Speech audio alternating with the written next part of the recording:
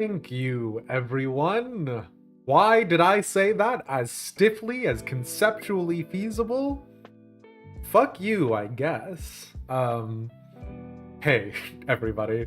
Didn't even realize it was the affiliate anniversary. I looked at that and I thought that that was wrong. And every year, it is apparently on the same date, and every time, it completely catches me off guard. So that's fun.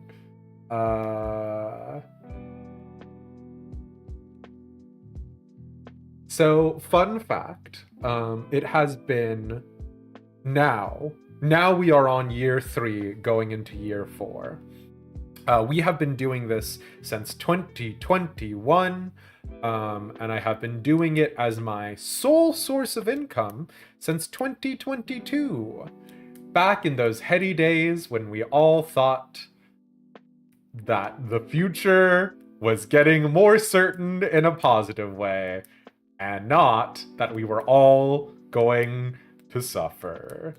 I don't know why I'm like so like pessimistic about this, because like it is incredible not only that I've been able to do this for 3 years with you guys being here, but also, you know, like I think back on the situation with Check These Out and me potentially signing a contract with them to justify me both coming onto an actual play, right, like a live play D&D show being the sort of choice that spurred me over the edge, and then also subsequently the falling out of Check These Out and me not getting any of that money.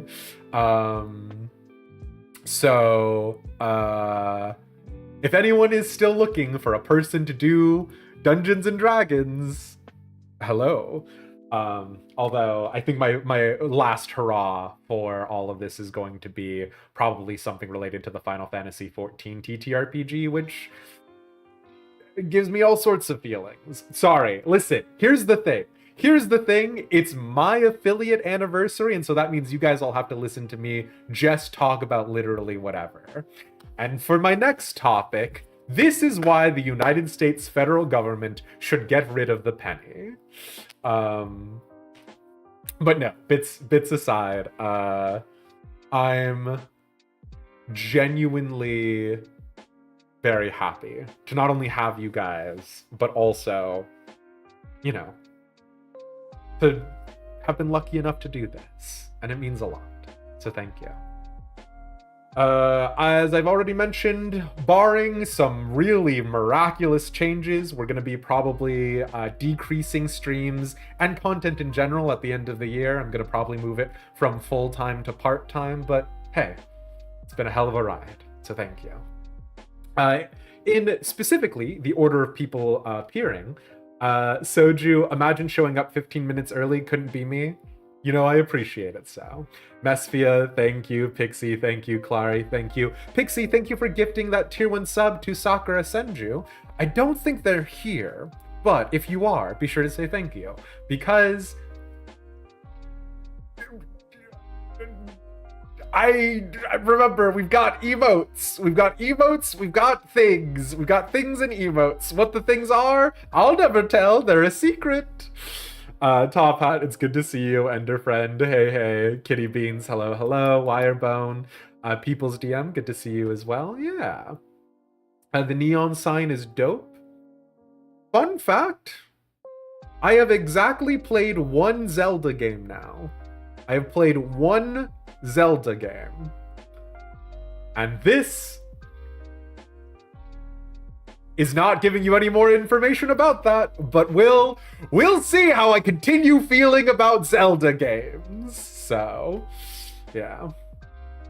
You will always love D&D, but you've got no money. You can offer me 3 baked beans. Hell yeah. Oh my gosh. I'm sorry. For some reason, my brain got my wires crossed with the J names, Pixie. I do appreciate the offer. Most of these days, they're very insular type communities. I definitely would chat shop, but a part of the problem is just weight class, right? Like, y'all are incredibly active. You are, we've talked about this. I've stopped talking about this because of how many times we've talked about this, but you know, this community, you guys punch way above our weight class, right? At the rate that I would want for sponsorships and things like that, that's somewhere in the ballpark of 5,000 followers, that sort of thing, right? That's where I would start going around and talking to people and being like, hey, like, I'm a content creator, include me in your thing. But I don't know. As so many of you have pointed out, I'm terrible at self-promotion. I put out a TikTok today, and I was like, do I want to tell people about the fact that I have a TikTok? I'm not very proud of it, so you get it. Here's the problem. I appreciate it, Pixie. I'm oh boy, so you get it. Which one? Ocarina of Time. And, fun fact, that journey will be uploaded in YouTube video form. Because I'm really finally pulling the ripcord about all of the content creation things that I haven't done. Is the room very dark or is the lamp very bright? So, this is actually particle board, not particle board, pushpin board. You get what I'm trying to say. This is board. This is not actually the wall. The actual wall is white. The room is not very dark, but I guess the neon lamp is kind of bright. Here, hi, it's me, Demise. Let me tell you about the things that I have learned over the course of 3 years of doing streaming. Video hard, audio harder. Light? Sometimes good, too much light, sometimes bad. So you get it. Ocarina of Time is the best one. Shay, I've got one term for you that conveys to you how much I do not enjoy Ocarina of Time. And that term is inverted y-axis. I'm sorry, I'm not flying a plane. There is no reason for you to make down go up and up go down. I'm sorry. I just hate inverted controls. It's fine, it's fine. Listen, if you want to hear this and more, because oh boy, let me tell you, I am very worried about the Zelda fans not enjoying my playthrough. There's a lot, but yeah. Yeah, I have not been consumed by darkness, not yet. This is just the particle board in the background. I've been talking about like setting up like a hair light and stuff like that. Like obviously the new neon glow is not doing great for my skin, but you get it. We'll see how Brante treats him. The darkness may take him. Yeah, that's fair. Hey, Sharp, it's good to see you. Can you not swap it? That's often a toggle. If not, that's odd. No! So Ocarina of Time and Her Friend was released in 1994, I want to say? They don't have an option to toggle inverted controls. Ocarina of Time, we cannot talk about Ocarina of Time too much, but Ocarina of Time is truly like this Wild West of like open world content. Like it's bizarre. It's like genuinely, there's a weird like 8-bit howling sound, and that sound will haunt me to my grave. I do not know how I feel about Ocarina of Time. It is a bizarre experience. To everyone who's like, wow, it's such a good game, your nostalgia goggles are on so tight. I don't know. Like, the problem is that I enjoy things about it. There are like a bunch of things that I really like about it. And again, if you want to know the things that I enjoy, I'm going to be releasing a bunch of videos about it soon. But y'all,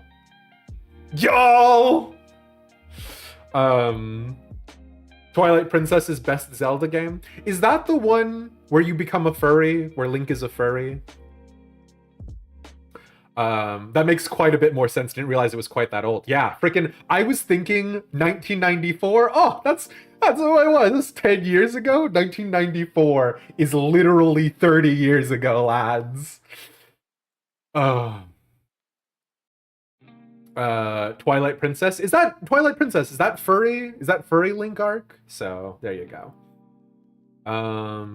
No worries, Pixie. Long story short, would be too worried to just introduce myself and be like, bam, I'm a content creator, let me in. So you get it. Wirebone confirming furry arc, maybe, potentially. Sometimes you just need to go beat up a bunch of chickens until they form a mob to kill me. You know, just range things. I have had a healthy respect for the cuckoos, Shay, so I have not interacted with them. But yeah. It's the furry one, okay. Oh, he becomes an Animorph. Got it. Thank you, People's DM. Gotta get the classification right. That was the one game he became a bunny boy after. Well, wait. What? Actually, no, you know what? I can't say it. I'm not gonna say it. This will be a fun treat for if anybody watches it, because I am now several hours into Legend of Zelda. Lads, let me just go ahead and tell you, I have 6 goddamn hours of me in the shooting arcade. And you might be thinking to yourself, wow, Demise must have really enjoyed the shooting arcade. No, the slingshot is just bad. This is the controller that I have. It's a normal controller by most people's standards. The number of things that Ocarina of Time, I can't keep talking about Ocarina of Time. The number of things that Ocarina of Time just talks about as if you're gonna understand it, like the rumble pack or the Z button. I'm like, Nintendo? Nintendo, which one of these are the Z button? It's both of them, in case you're curious, but that's besides the point. Lads, I do not enjoy some of the control scheming. Also, I definitely made a claim early in me playing it where I was like, oh, I get auto lock on. Auto lock on is normal. Lads, I did not understand the auto lock on in Ocarina of Time, but there you go. Josh was part of Check These Out, so he doesn't need the backstory. Oh, really, Pixie? Wait, okay, so maybe I'm not getting my J names confused. Yeah, okay. Maybe. I'm worried still, but yeah, I'll hit you up about that. Slingshot is fine, I'm bad. How dare you? Sounds like a skill issue. Map my controls. I can't. Here's the thing. People's DM. I know Nintendo has literally never in the history of existence given out like a sponsorship to a small content creator, but I don't use an emulator. Ignore the peanut butter bypass. I don't use an emulator. I am legitimately playing Ocarina of Time as much as one can do in the modern era. So it's a whole thing. Anyways, that's besides the fact. Controllers are one thing you do know has changed since then, yeah. Stop making me feel old for actually growing up with the actual N64 controller, please. Wirebone, I have a question for you. Did you purchase a Rumble Pack? I have a second question for you. That second question, I refer back to my Twitter or for Demised After Dark. N64 controller is objectively bad, but we made it work. That's fair. N64 controller was better than GameCube controller? Don't know, but at some point in time, I've been told that I have to go play the Fire Emblem Tellius games, which I've just completely avoided, despite thinking of myself as a Fire Emblem fan. So, who knows? Maybe we'll try it on an N64 controller.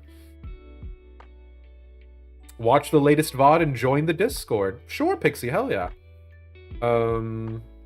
If you don't actually, Pixie, I'm sorry to do this because you've already been doing so much for clips and that sort of stuff. But if you don't mind sending it to me, yeah? You had a Rumble Pack on your N64 controller? Hell yeah. It's GameCube and Wii. No! Well, I mean, theoretically, if I can find a GameCube. But anyways, all right. This is enough. This is enough joshing around. This is enough joking and doing bits and having a good time. We're not here to have a good time. We're here to suffer and also life in Brante. You get it. So thank you all so much for being here and celebrating my affiliate-versary, apparently. Genuinely did not remember it. Someday I'll figure out something that I should do for it, but yeah.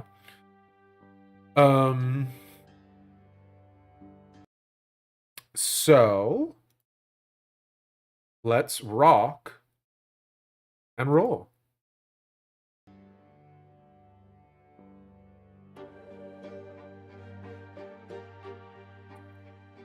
That darn commoner's lot, all the suffering. I guess I would have been born to the commoner's lot, hey?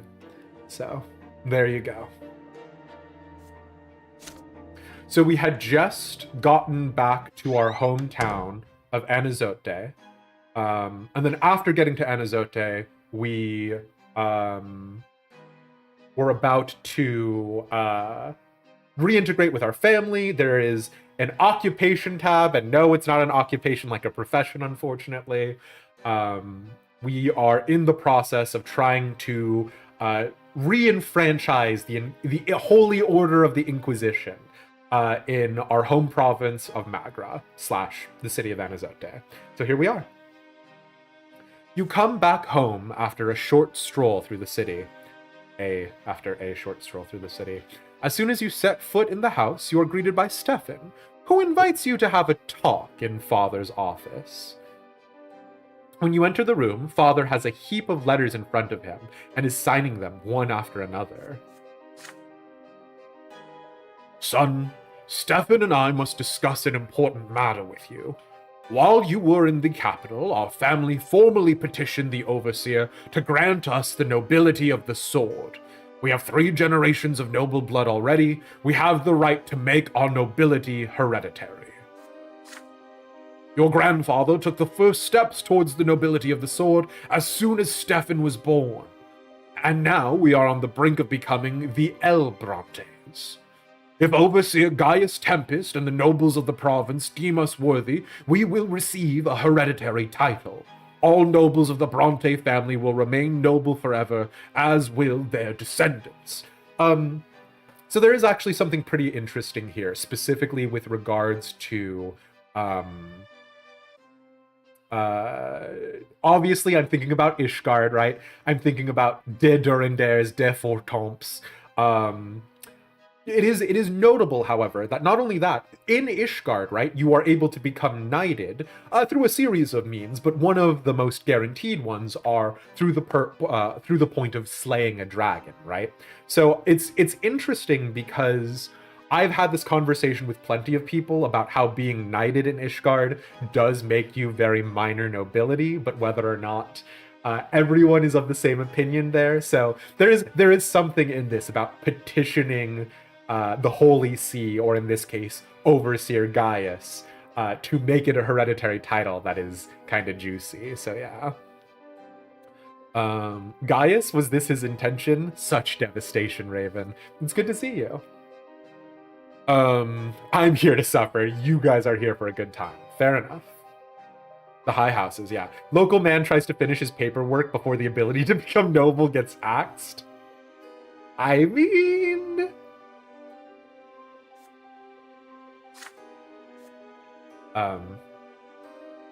God, I have not figured out adult Stefan's voice yet. Father and I do our utmost to maintain the family's position, but our goal can be reached only if our reputation remains unblemished in the eyes of high society. The nobility is watching our every step. Father lays a hand on your shoulder. Now this is your cause too.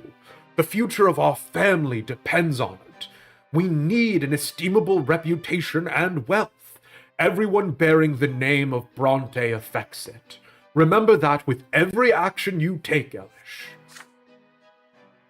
You will have to appear before Anazote High Society. We're going to host a reception for the nobility at our home soon. You must uphold the honor of our family, brother.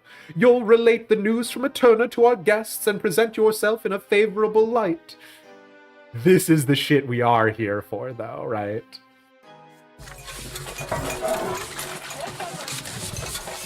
With Stefan at the helm, the entire family spends a full week preparing for the majestic reception. The house is flooded with decorations and new tableware, delicacies are cooking in the kitchen round the clock, and napkins now bear an embroidered oak branch and chains. The Brante family crest. Okay, not gonna lie, I love trees and plant life in heraldry.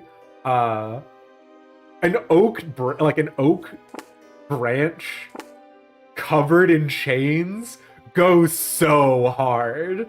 I've never thought about that before. 10 out of 10. Very good.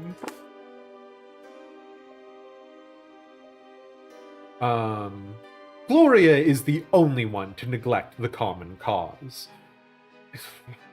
Can we blame her? Were it up to me, I wouldn't be seen at this hypocritical gathering, but I don't want to let Sir Robert down. He's the only reason I plan to stay for the event, so Gloria and our father have gotten along better. You became an unlanded knight. You're more noble than a commoner, but still just a hedge knight. Performative goodness. Of course, Pixie. I love heraldry, says the guy who's supposed to get the House to Mice crest done more than half a year ago. So Wirebone, I actually have reached out to the person you recommended for that as well. Unfortunately, they're just busy. And, you know, I feel bad. So turns out not everyone is free to do art all the time. Who could have thought? I say, preaching to the choir.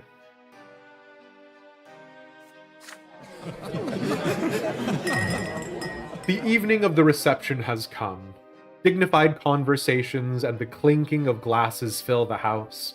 Among your guests are many high-born, powerful people.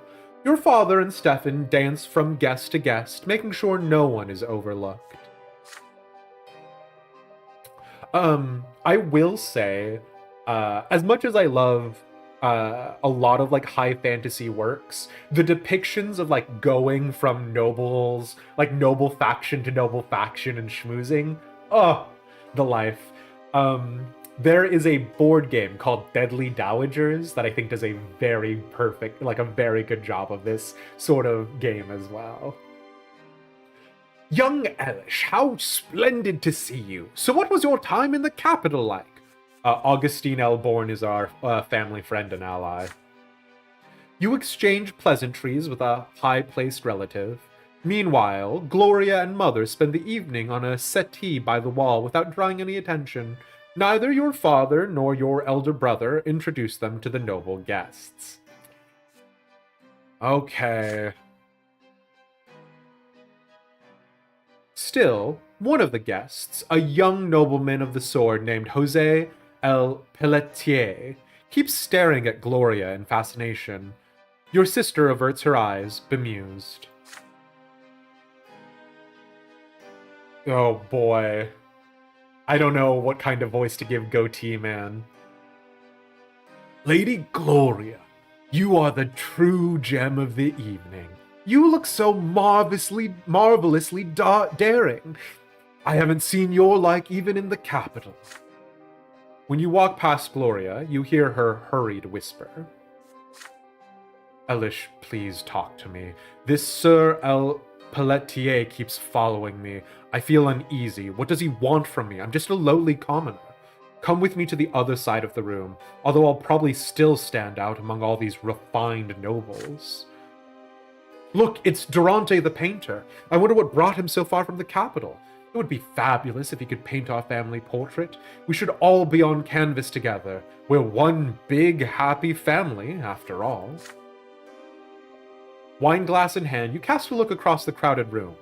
It is time to choose how you will spend the evening. Well, so we've never earned a victory in a tournament, so we can't do that. Share the news from the capital. We do have a little bit of diplomacy, so we can display our knowledge of the metropolitan life to the guests. We can present our mother and sister, even though they are lowborn. Your mother and sister deserve the attention of the guests. Purchase a family portrait is interesting. Manipulation and eloquence, which we are just barely skirting by for those stats. But hey, you know what? Sure. You persuade the renowned painter Durante to paint a portrait of the Brante family. So here's the thing that's interesting about this. Here's the reason why I think manipulation is very good here. Present your mother and sister is not manipulative, right? Like, presenting our mother and sister is very honest and very straightforward. This is my biological mother. This is my half-sister. And that has no tact, no grace. Getting a family portrait where your mother and Gloria are on the family portrait is extremely tactful, right? Because it's also hitting us with the, oh, they are a part of the family. Look at our trappings of power. Look at that big fancy portrait that we got that proves that we're nobles. And look who's on there. Our mother and our sister. So I think that's brilliant. Yeah, hell yeah. A reception at the Brante residence. The artist is scrutinizing the portrait of your grandfather on the wall of the sitting room. You will always remember grandfather like this. His heavy, searching look, his hawkish features, his imposing body, and the cane he kept in his hands at all times. Like a falcon in the dive? As if by pure chance, you pass by Durante and mention that the portrait was painted by a local artist. But surely Sir Durante's skills must be incomparably greater. Would he be interested in painting a group portrait of the entire Brante family? At first, Durante politely declines. He must head back to the capital soon, and he has no time to spare for painting. But you remonstrate that you will pay any price, and his work will be seen by the highest society of Anizote. Durante eventually succumbs to your persuasion. You spend the night negotiating with the painter. A proper portrait will take a fair amount of time to paint, and Durante's prices are high. Convincing your family turns out to be just as challenging. Gloria will not pose in a dress or put her hair in a bun. Nathan almost has to be forced to cut his hair. Stefan insists that he must be drawn to the right of his father, with Gloria behind them. Eventually, you succeed in helping your family reach a consensus. The portrait is perfect. Your parents look dignified, hand in hand. Stefan stands proudly to their right. You in your best attire are to the left of them. Gloria brings some life to the painting with her unruly hair and daring outfit. Even Nathan seems to belong there. The portrait is proudly displayed above the fireplace in the sitting room. No one else in Magra... Oh, wait. I'm Stefan. No one else in Magra has a portrait by Durante himself. This will emphasize our position. The trappings of power. For once, Gloria agrees with her elder brother. At least on this canvas, we're all one family, whatever our estates may be. So we are now in poverty. That was an expensive painting, which, by the way, this is not the actual definition of the poverty line in the real world, but fine. It's a step chart of descriptor. Fine. Our reputation has gone up by 1. We are now in a modest position. Our family is in unity +1 peace. Wow. Wow. Family. Our manipulation has gone up. We are now canny. Or we have been canny, and our eloquence has gone up. We are now silver-tongued.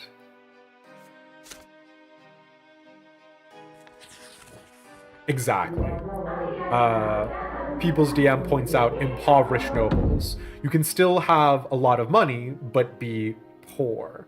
And this is something that I think about all the time with regards to nobles, right? Is that if you think about it, the whole keeping up with the Joneses, which that term is dated. Does anybody born past the year 2000 even know what that means? But the idea of keeping up appearances, of trying to have the latest, hottest thing so that way you can be competitive with your peers is definitely something that I think about a lot with regards to the idea of nobility. So yeah. The Brante home has been uneasy for several months now. With father traveling all over the province for his judicial duties, the animosity between Stefan and Gloria has grown into a full-blown feud. Your elder brother tries to use his position as heir to keep his sister in check and make her behave in accordance with her estate. Gloria repudiates his authority. Their fights rock the house on a daily basis. Good for you, Gloria. Eventually, after returning from his latest trip, father gathers Stefan, Gloria, Nathan, and you in his office. His somber look portends a difficult conversation. Stefan gazes at his father defiantly. Gloria is poised to lash out and run away. Nathan quietly keeps to the side. Children, for a long time now, our family has been striving to become nobles of the sword. Every noble member of the Brante family will gain a hereditary title. This is your grandfather's dying wish. So Gloria becomes... No, every noble member of the Brante family will gain a hereditary title, so only Robert and Stefan. Gloria sighs loudly. Then why am I here, Sir Robert? She's right. This is a Brante matter. Wait until I finish, Stefan. I am still the head of this household. If you are truly so concerned about honor, show your father some respect. It can't be helped. Not all of us are noble, but now we must be united as never before. We must work together to protect the reputation and wealth of this family. But you, Stefan, perpetually humiliate Gloria. Damn, Dad! Weird time to grow a spine, but okay. Father, all I'm trying to do is put her in her place. You know perfectly well the consequences of any attention Gloria might attract, or every step is being observed. The nobles will make pariahs of our family for all eternity if they remember Gloria's filthy origins and your reckless marriage to Lydia. Father turns red in the face, but with considerable effort, he remains composed. That is so. Our grandfather did everything in his power to remedy your mistakes. Please, Father, don't repeat them. Gloria speaks up. I'm just trying to live, Sir Robert, but Stefan wants to lock me in a cage so nobody will ever lay eyes on me. That's not it at all. You are lowborn, but you don't live by your lot. You do whatever takes your fancy. You're constantly grumbling about the order of things. Did you know, Father, that she defies all prohibitions by continuing to write poetry? Wow, Stefan. Really showing your leadership potential there. As far as you're concerned, anyone who contradicts you is an insurgent. When will you grasp the idea that you may not argue with a nobleman? I am the heir of this family, and my word is your law. Purple with rage, Father slams his fist on the table. It is rare to see him so furious. Both your elder brother and sister instantly fall silent. Frightened, Nathan shrinks into a corner. Hold your tongues, both of you. Let Elish speak. He has witnessed your quarrels. He should know best which of you is in the right. So we can side with Stefan. Gloria must stop bringing shame to your family by defying her lot. We can defend Gloria. Stefan should give Gloria some respect. She is a member of this family too. We can send Gloria to Valona. You persuade Gloria to go on a trip somewhere far away from Stefan. This will help them bury the hatchet. Or we can appeal to Nathan. Big theology, big relations. Your younger brother's words would help you settle the dispute.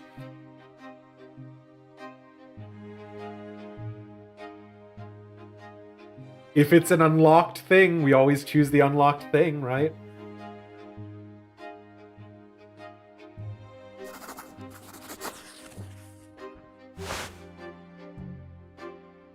To everyone's surprise, you turn to Nathan.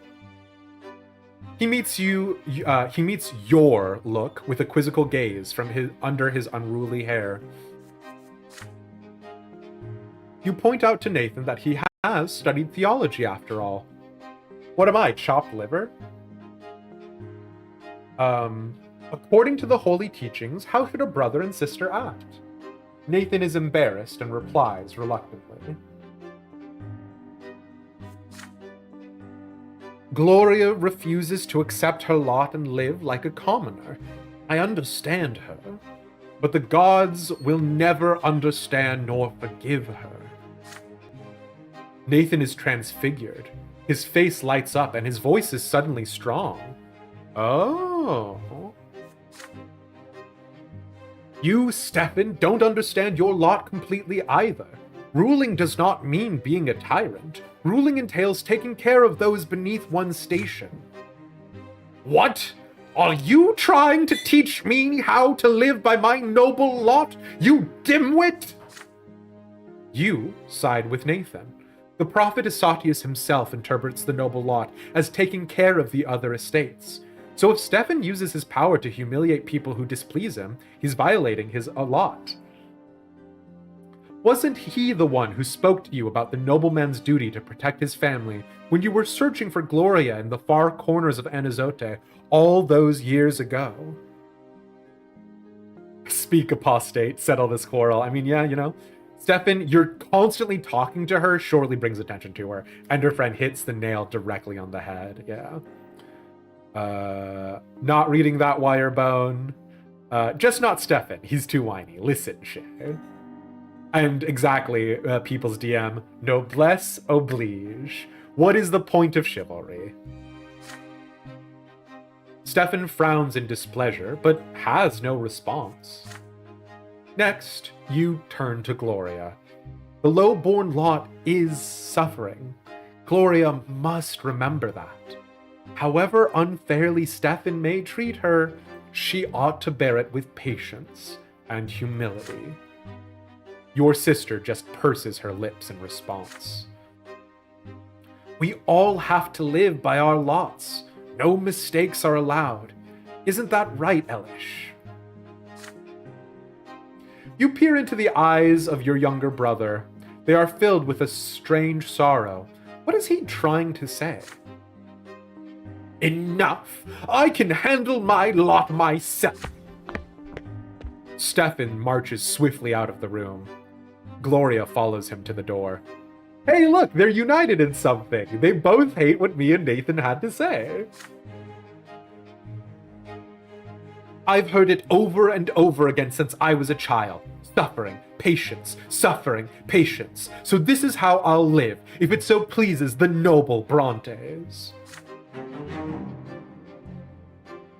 After the conversation in your father's office, Stefan and Gloria stop fighting for a while. Your home is peaceful at last. Or is this just the calm before the storm? Gloria is back to 0 with us. Stefan is to 0 with us. Nathan and I are super... I'm really glad that my younger brother and least powerful member of the family, Nathan, is on our side. But hey, we're at harmony, so that's something.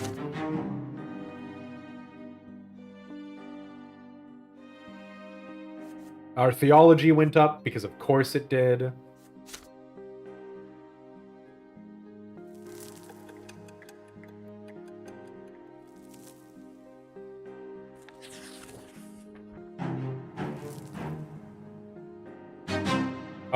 Moment of respite. Okay.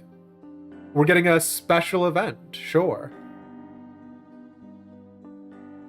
Gotta get to Prophet, exactly. He looks like the MC from the darkness. Oh, people's DM! I mean, I have been worried about Nathan absolutely, like, killing us, you know what I mean? But yeah.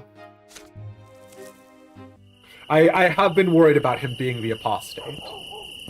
Your work for the day is finally done. You hurry to the family home where peace and tranquility dwell again at last. Still, you have grown used to the idea that this peace could be disturbed at any moment. As you enter, Father walks down the stairs to greet you. He smiles, happily and warmly. Elish, my dear son, you're spending so much time at work. Look, you can barely stand. You need some rest. Please, stay at home with us for a while. Surely your work can wait. You've earned yourself a moment of respite.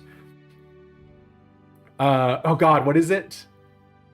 Idle hands are chaos's plaything. I can't remember the Warhammer Fantasy quote about it. There's another one that is cardio beats chaos, right? But do we get to be less tired? Oh my god! Do you think we get even more willpower? More than 10 willpower? Can we dream?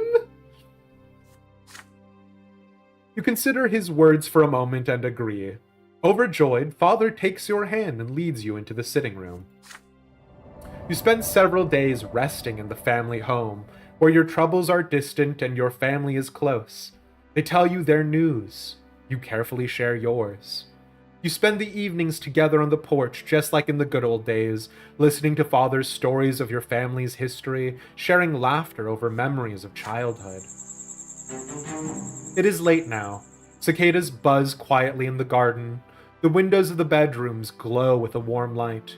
You recline in a wicker chair with a glass of good wine. There is no place like home. Oh, sure. So because our unity went up, it just bumped our relations up with everybody. Genuinely hilarious. Sure. Oh, okay. So this is the event that got us to 10 willpower. Sure, okay.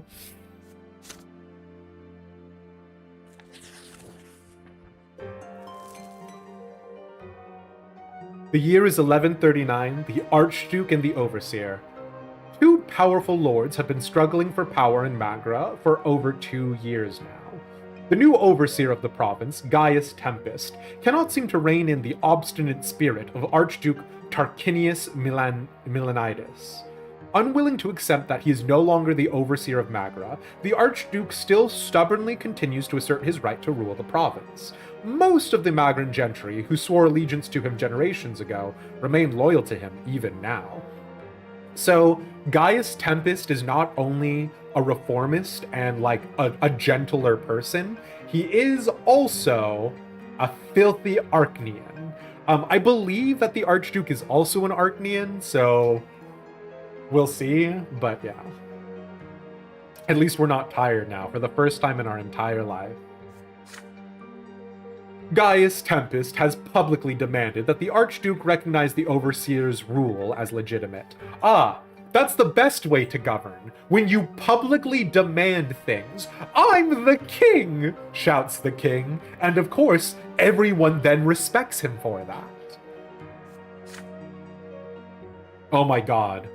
I am the voice and the will of Emperor Uther II in the province of Magra. All lands, deeds, and titles notwithstanding, Archduke Milanides must obey his sovereign's will and heed his decree. I hereby extend to the Archduke an offer of peace. Should the Archduke cease his insubordination, his lands, deeds, and titles shall remain his own.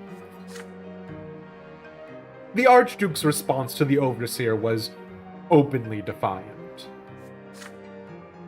Since the days of yore, the land of Magra has belonged to the Milanides dynasty. We are part of the Empire, and we are the Emperor's loyal servants. However, our dynasty will not stand for such intrusion upon our lawful rights and privileges. Never before has an archduke been stripped of his right to represent the emperor's rule in his own province. So do not forget, Sir Overseer, that the highest noble families of Magra have sworn their fealty to me alone. Neither the Archduke nor the Overseer will relent, but both are too powerful to be readily disposed of. The bad blood between the two Archneans has festered for too long, and the common people have begun to pay the price for their strife. Stripped of the Overseer's tax privileges, the Archduke Milanides has decided to impose his own levy upon the citizens and villagers of Magra. The commoners are now forced to pay taxes twice, first to the Overseer, then to the Archduke. Yikes! The double burden is too much for the common people of Magra to bear. Many have refused the second tax outright as a lawless measure, but the Imperial Legion, led by young Dorius Oton, is ruthless. Eagerly and without mercy, the Legion soldiers collect the Archduke's due in cities and villages alike. So Magra is poorer. It's still got security, but it's not affluent any longer. Order is low, there is discontent, and in the struggle for power, the Overseer and old nobility are losing it, right?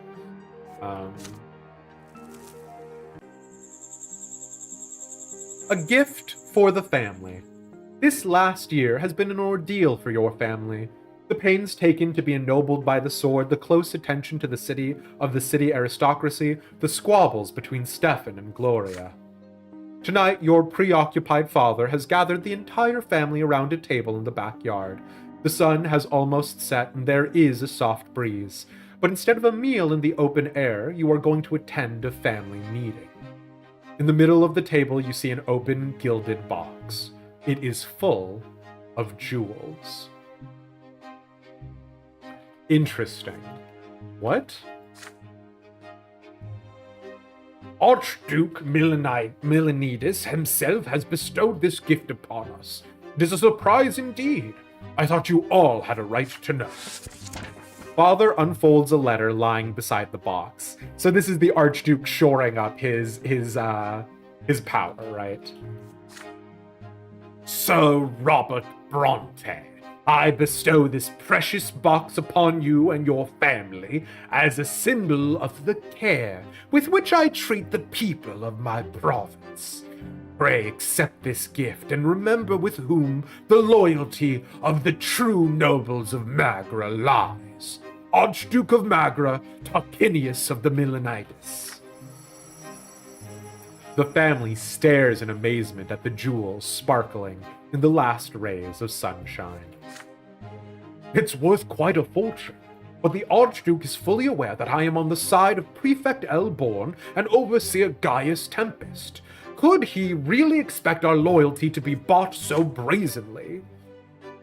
On the other hand, the Archduke is not demanding anything of us, and our family has borne a lot of expenses recently. Father, no one is forcing you to side with Milanides. Who are we in comparison to the Archduke anyway? We must not anger him by refusing his gift. The jewels are certainly welcome. They are worthy of being shared, but with the best families of Anazote. They will pave our way to the nobility of the sword. Stefan, is your head full of shiny rocks? You think the jewels are gonna do it for us? Fine, whatever. There's something to be said for the trappings of power, but there's something to be said for using the trappings of power. Mother shakes her head glumly. Oh, Robert, I have a feeling this gift bodes ill. It may be an impertinence on my part, but I do not want our family to be indebted to the Archduke. Certainly not, accepting gifts from Milanides. He's infamous for oppressing the commoners and robbing villages blind with his taxes. Very, Sheriff of Nottingham, right? This isn't your decision, Gloria. It's a matter of our family's honor and reputation. Please don't start bickering again. Let Elish say what he thinks we should do with this gift. Always coming down to Elish, huh?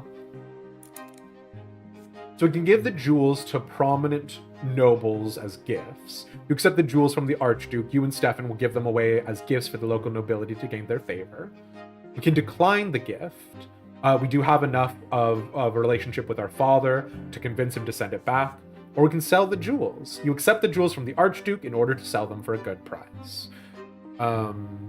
Sweet, a bribe. This is what we call a bribe, yeah. Smells like a trap, shiny bribe. Here's the thing though, right? Even though accepting the money could be perceived as a bribe, what power does it have for us to compel us, right? Because here's the thing that I've thought about, right? So our older brother Stefan was having an illicit affair with another noblewoman. Now that blackmail gave us some leverage over Stefan in the past, right? Does that give us leverage over Stefan now? Maybe on an emotional level, but on a legal level, right? We don't have the means or the power to enforce such a thing. In much the same way, if the Archduke comes swinging at us and he's like, well, I gave you a bunch of money. Okay.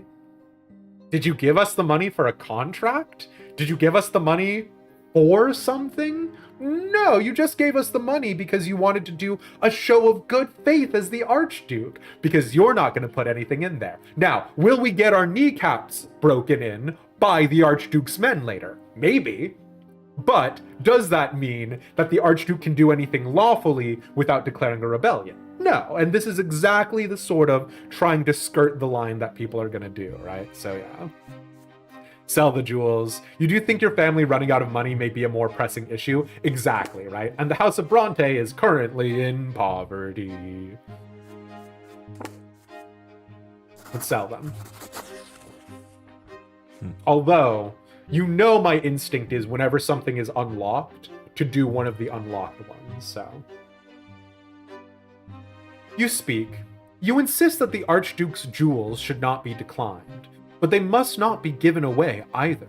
Your family treasury needs an infusion of cash. The family's wealth is as important in the eyes of society as its noble reputation. There's actually a really good representation of this. The only thing that I can think of is the instance in A Song of Ice and Fire, Game of Thrones, but there's actually another thing that this is drawing from. But in Game of Thrones, there's a guy who has basically spent a shit ton of money on a massive vault door, and the reason why is because supposedly behind this expensive, immaculate vault door, he has all of the wealth that anyone can ever imagine. And the point is that the vault door is the trappings of power, right? That if any thief can pick the lock to the door and get inside, they'll be able to have all of the wealth inside, right? And so a bunch of people try it all the time and no one can pick the lock. No one can get past the door into the vault. And so therefore that means his wealth is the most secure. People can lend their precious belongings to him and they know it'll be safe. And so later, at the end, it is unveiled that he spent all of his money on the door, the trappings of power. And when the door swings open, lo and behold, there's no wealth behind it. So if a thief did manage to ever open the vault door, they wouldn't have gotten anything. There is literally nothing in there. And the point is that it's actually because he doesn't have any money. He's not liquid. He might have capital, he might have investments, but he's not able to actually do anything substantive with that. And that is the charade about feudalism, about aristocracy, about all of that, is that it's all about appearance of power, appearance of propriety, appearance of strength, and the actual strength that they have is more or less the same as any other human being. So, yeah. You so hope he built a brick wall behind the door. No, it's an empty vault, which he then gets locked in with some chick that he's like kind of having an affair with, whatever. It ends up like the final notes end up being kind of mid, but the entire play of it being a political maneuver I thought was brilliant. Kind of like people think if you crap on a gold toilet, you're rich, so they can lend you money, because you must be able to pay them back. A gold toilet is, for better or worse, absolutely the trappings of power, Pixie, yeah. You know, one of them ate the other to survive. Uh-oh. But yeah, okay. The family's treasury needs an infusion of cash. The family's wealth is as important in the eyes of society as its noble reputation. I don't know, Elish. Money comes and goes, but our family honor is here to stay. You object, reminding him that, in your own lifetime, the family has already fallen out of favor and risen again. For the nobles, a family's reputation is just another form of currency. It's true. Oh, are we going, is there an ad break right now? Oh, heck, okay. You know the drill. It's 3 to 5 minutes of ads. We try to keep it on the 3-minute side. We will be right back. Boy!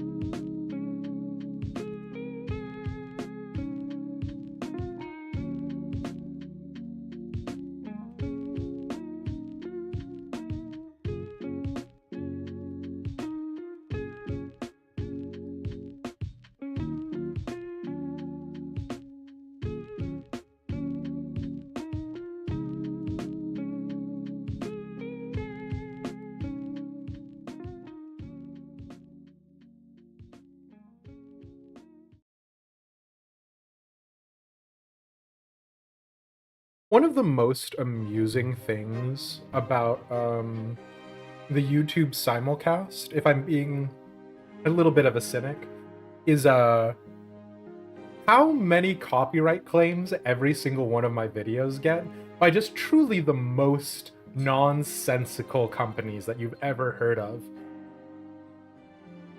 I don't know who BB Newsboys are, but lads, I've got bad news. You do not, I presume, own the rights to Norse Foundry's music. And if you do, I guess you should probably tell Norse Foundry not to put it up as royalty-free, DMCA safe stuff. But anyways, yeah. Sorry about the impromptu ad break there. I know that wasn't a very organic stop, but we're back in it. Time to finish off talking about currency and exchange. Because in so many ways, we love talking about the idea of the safety of wealth, because the banks definitely have all of our money, Smile. Is there truly nothing more important than money and reputation? Archduke Milenides is a villain like no other. Our family ought to stay away from him. Simmer down, Gloria. I agree with Elish. Let it be so. I'll send a note to the Archduke expressing our humblest gratitude, but I'll also point out that I don't mean to change sides. I still serve my prefect and my overseer. In the meantime, Elish will see to the family coffers. You promptly take the precious box and go inside to start taking an inventory of the jewels. Mother, Gloria, and Nathan follow you with forlorn looks. You sell the jewels and easily amass a considerable sum. Your efforts have now ensured that the family treasury will not run short anytime soon. Back to moderate means, and our unity is down to 9. Bad news, video game! We already got 10 unity! You can take my unity away! Your principles are nice and all, but they won't feed the family. Again, yet another reason why I do actually really like paladins in media. I know we're not trying to play a paladin in Brante, but a part of that does come from the fact that Brante is a world in which the concept of paladins, the way that I like them, don't exist, right? So.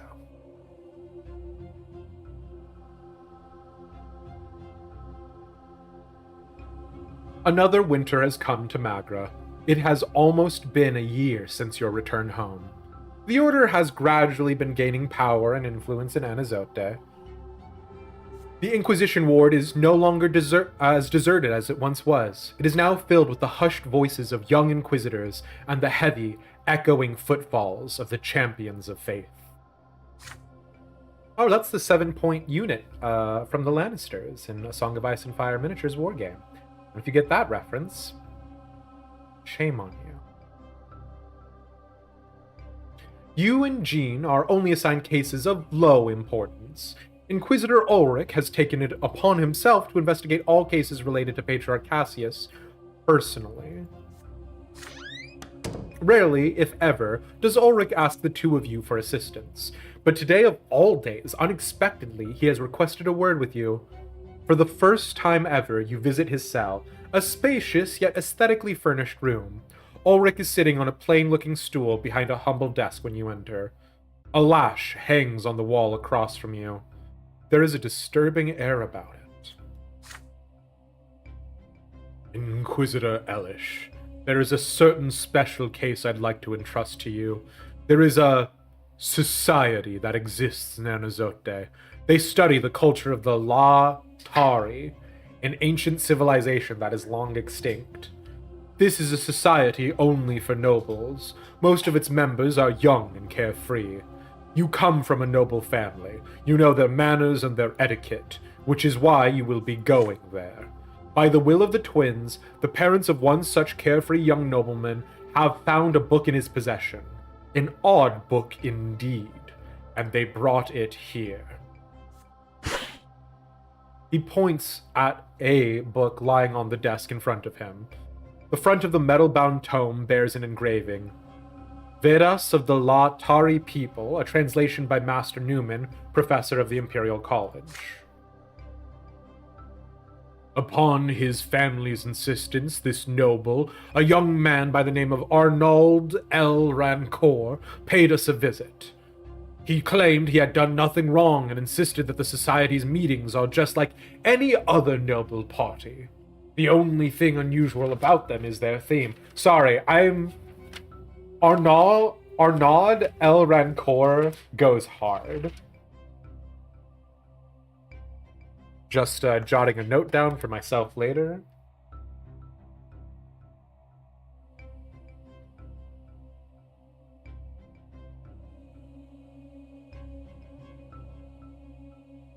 They read the poetry of an extinct civilization. They wear peculiar clothing. They hide their faces behind masks of gold, the same color as the skin of the Latari. But he let it slip that a certain mystery is about to take place at their next gathering. His explanation was quite incomprehensible, but the young El Rancour was very excited indeed. I convinced him to donate his invitation and mask to us. His codename is A.L. What the fuck is happening?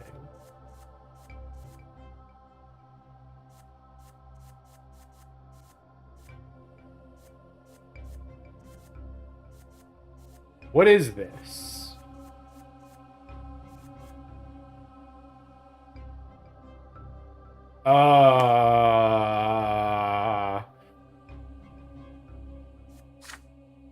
This society has not gained much popularity just yet, but they must have a patron of considerable influence. What if Patriarch Cassius is the one behind it, and this society is what we have been warned about?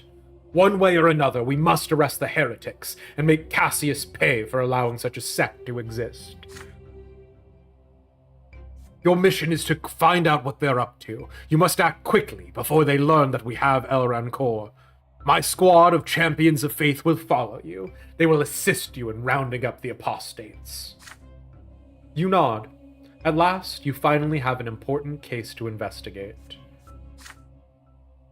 You recall the history books you read and studied long ago.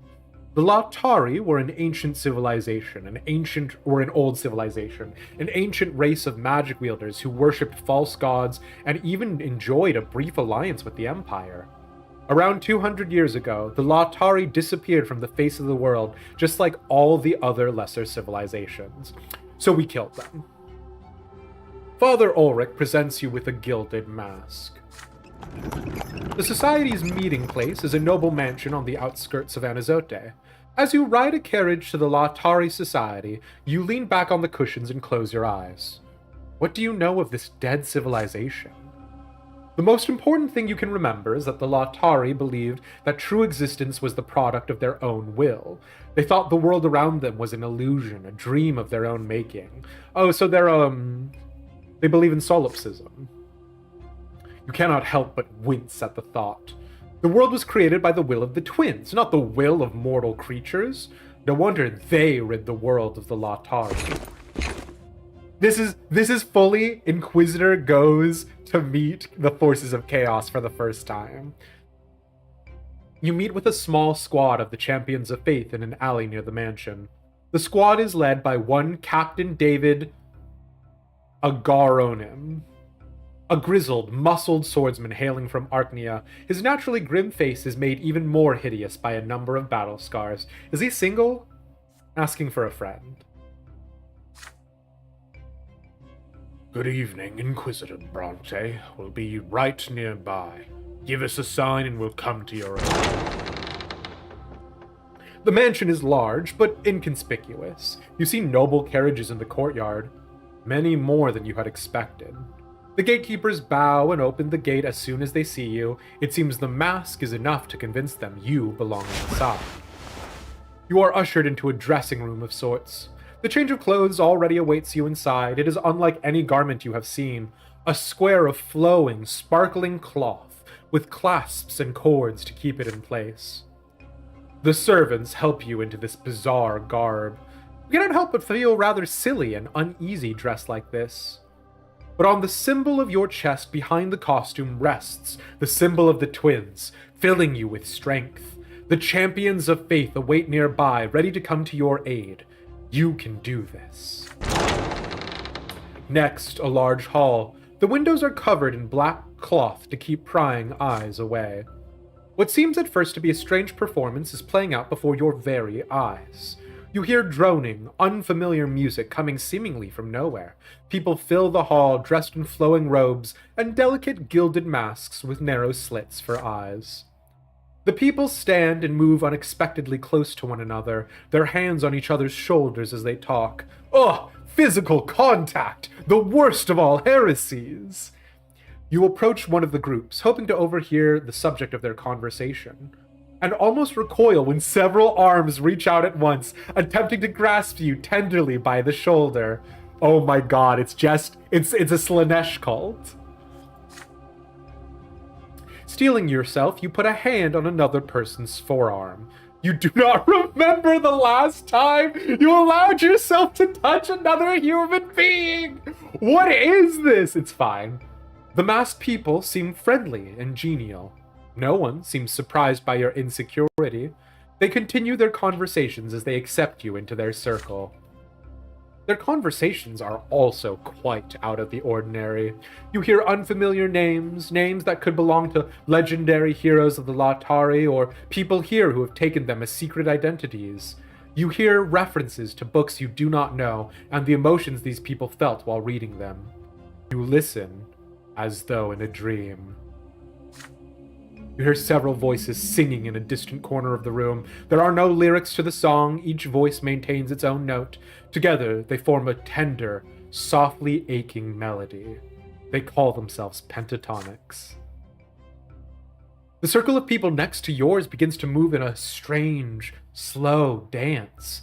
Their movements are unlike any dance you know. Their intertwined arms become an embrace, and that embrace then becomes intertwined arms yet again.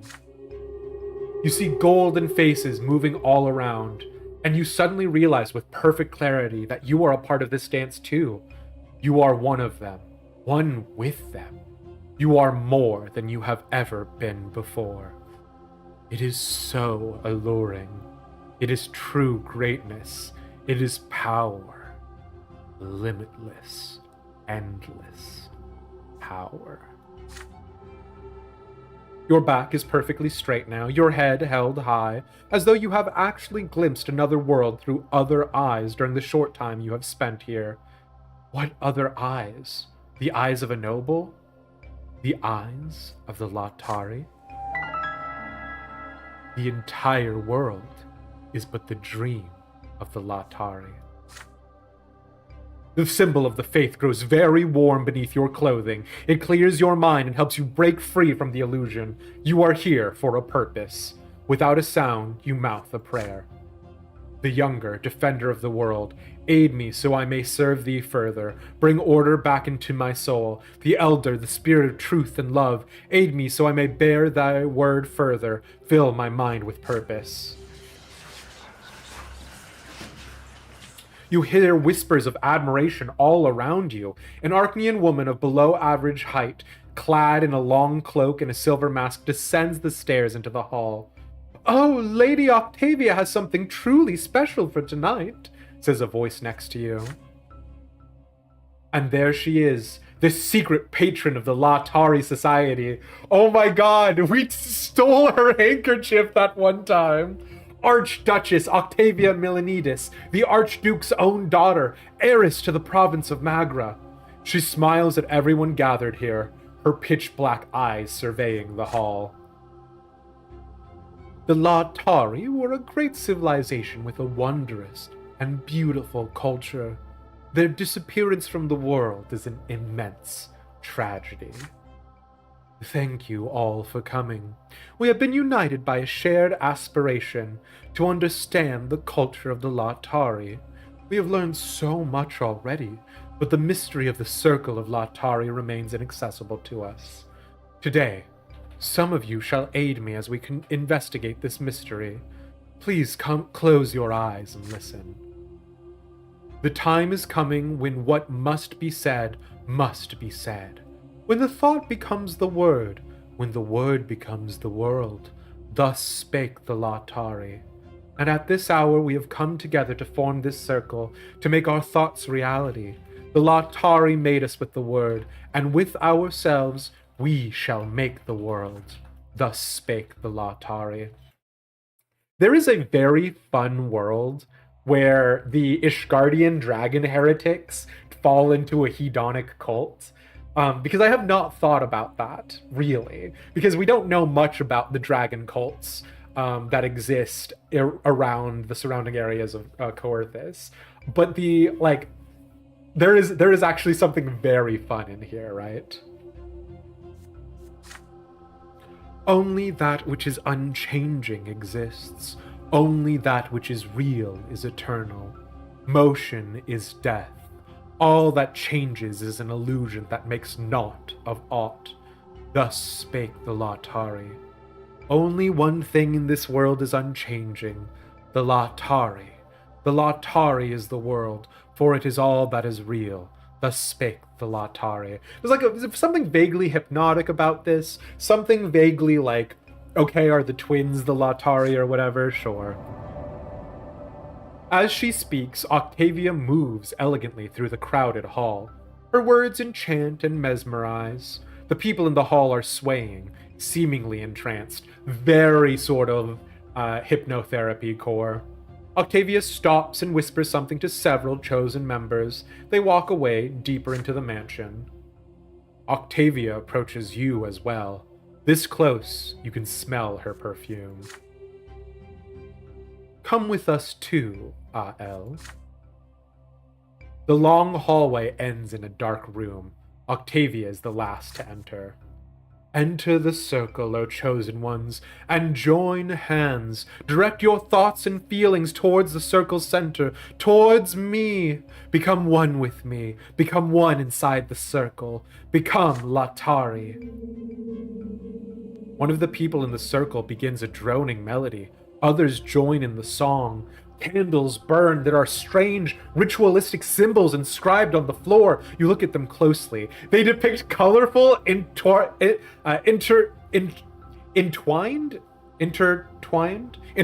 dragons. A long, thin knife appears in Octavia's hands. It's a dragon fucker cult, everybody. They're heretics. I mean, if you couldn't figure that out already. The gods are merciful to us, the Latari, their chosen kin. They granted us the sacred laws. The one true faith resides therein. We, Latari, were thus the first creations of immortal gods. The moon sees all it comes across, yet none are equal to our cause. Death is our enemy no more, eternal foe of mortal life. Should it come closer than before, then neither run to it nor hide. The tempo increases, the song becoming disjointed, chaotic, yet somehow orderly and right. The sacred symbol under your costume feels so hot it burns your flesh. Something is happening, and it is offensive in the eyes of the twins. So heed the law of Latari, one older than the very sky. He who wakes shall prosper, he who sleeps shall die. As she speaks these final words, Octavia Milanidis discards her cloak. She is naked, her beautiful body completely uncovered. The song reaches its climax. Those standing in the circle sway from side to side, their eyes rolled back. They are lost in a trance.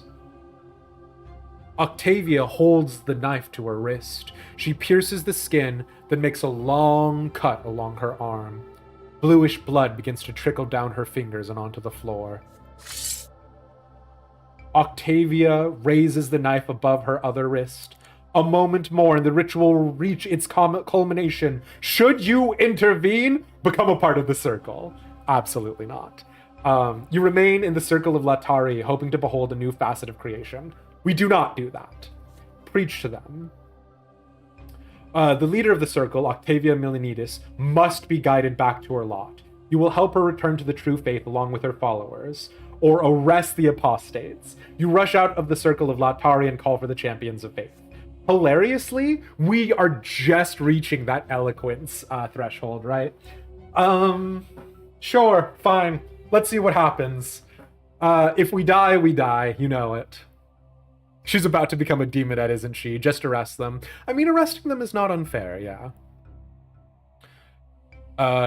Speaking of paladins, Champions of Faith is such a simple name for the militant arm of the church, but it does go kind of hard. It also plays into that, like, thou art special, thou art chosen kind of energy, right? You're not just the sword, you're the champion.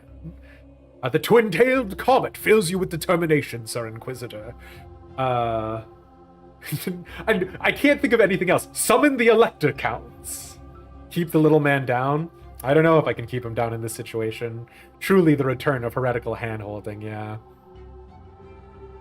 About to become a demonette. We'll see. Well, let's preach to them. They think we're AL or whatever.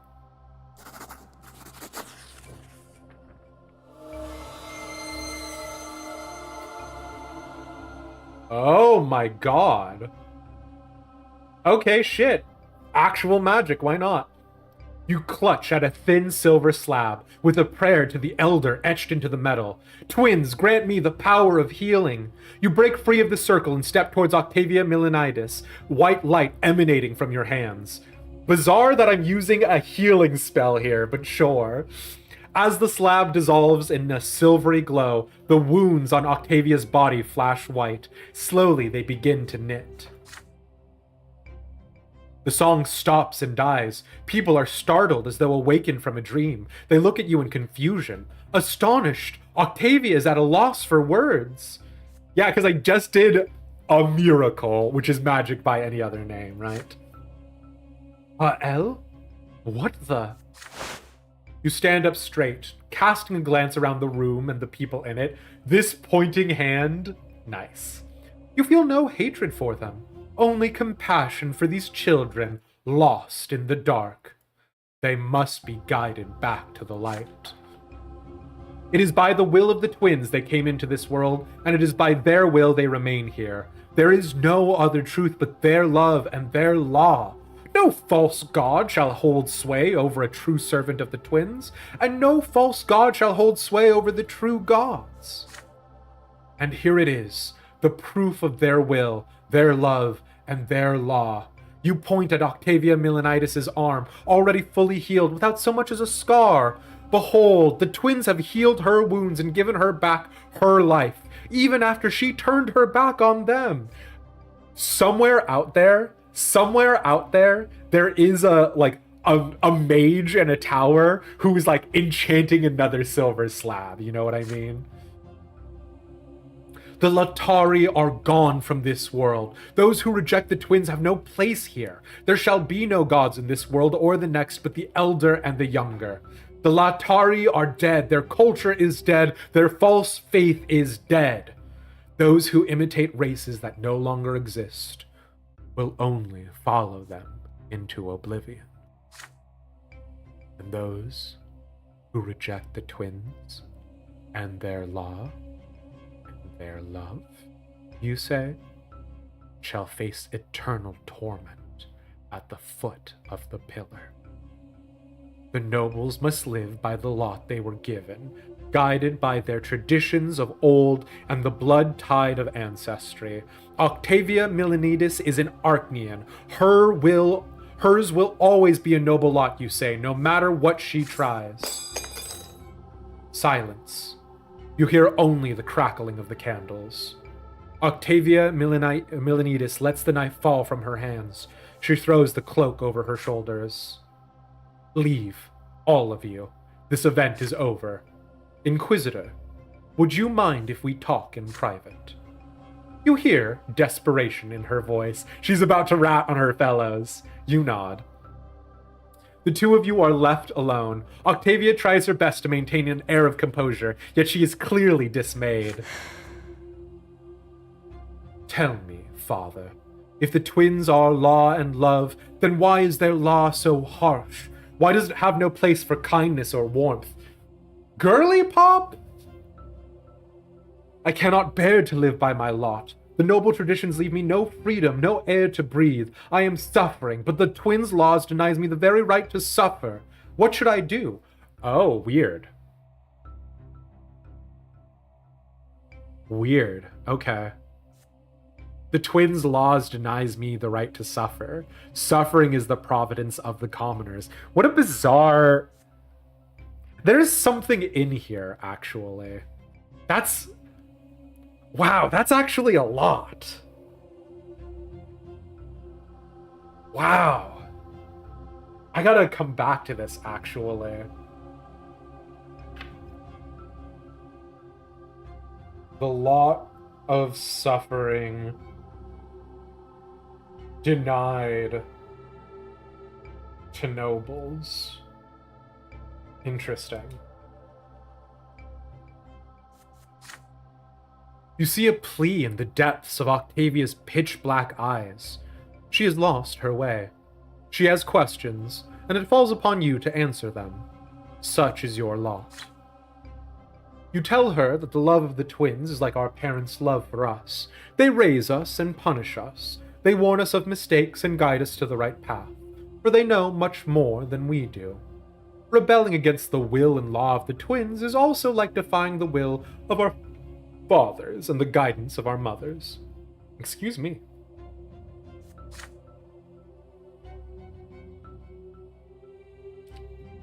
You offer Octavia Milanides your guidance. The two of you share a lengthy conversation about her father. You lend an ear to her laments, ask questions in return, and patiently witness her tears. You explain to her how she ought to behave. You tell her how to fulfill the duties of the noble lot. You describe her role and purpose in the world, the nature of the blood tide, and the Archnean people. It is a complex conversation. Octavia is intelligent and unhappy, and her family must bear the grim burden of the legacy of Char Milanides, which is why she was so tempted to go astray in search of answers. But the answers you give her take root in her heart. She will be able to fulfill the duty of her lot now, and she will finally be able to sense the meaning of her real life. You beg Octavia to tell you the names of the nobles who attended the gathering. Everyone she attempted away from the faith must be returned to the fold. You need her help. She agrees. A while later, you list the names of the members of the Latari Society to Father Ulrich.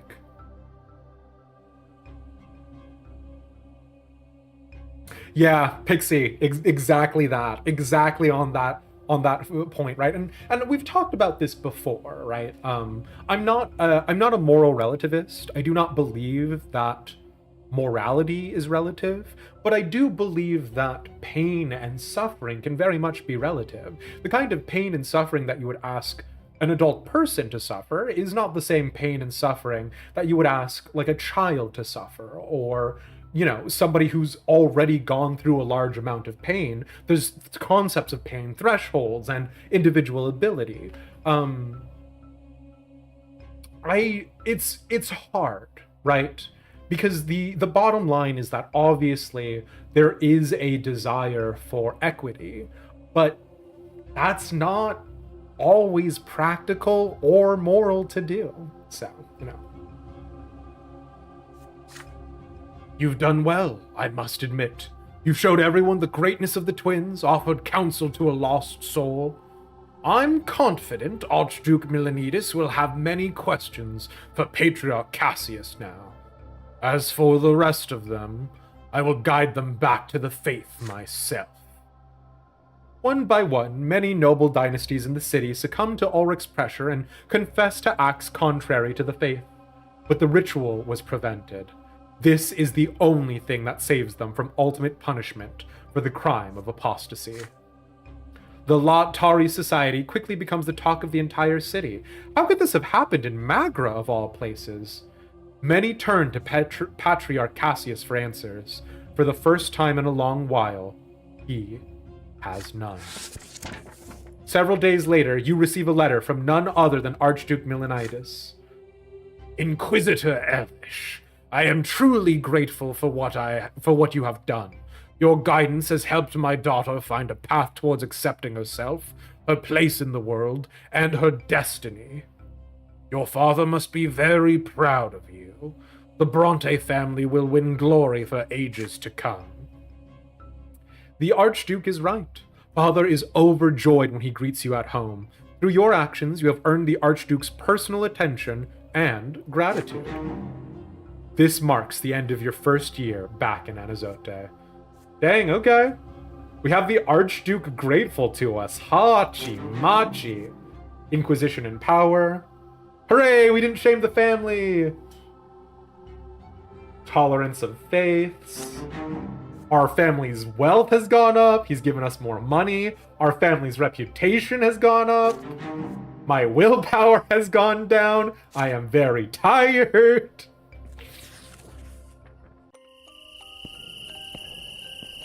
An old friend. Night is falling over Anazote. The stifling heat gives way to an eagerly anticipated freshness. After a day at work, you stroll home at a leisurely pace. You turn down a side street that you have known since you were a little boy. It is as if your legs are acting of their own accord, bringing you to the place of your childhood play, the remnants of the wooden fort. So much has changed since the days when you used to play here with your little friends. Engrossed in your memories, at first you fail to notice that you are not alone here. A tall figure in the uniform of a Legion officer approaches you. You see unruly brown hair and a twinkle in his eye. It is Tomas. No. Now, that's a surprise. Hi, Brante. Fancy running into you the moment I'm back in town. Your childhood friend puts his arms around you. Our battalion got transferred here recently. We're under the command of the Magra Legion now. I'm keeping the peace and maintaining order in my very own province. Well, why don't we catch up? Let me buy you dinner. We'll have a little chat, remember the old days. Tomas cuts himself short. You suddenly notice how much older he looks. His face has become sharper and rougher, and his eyes are filled with exhaustion rather than their usual mischievous sparkle. I should warn you, though, Elish. I ain't the best company nowadays. I've managed to get myself some powerful enemies already. I'm a friend who could taint your good name. So if you'd rather not be seen with me, well, I understand. The smile on his face starts to fade.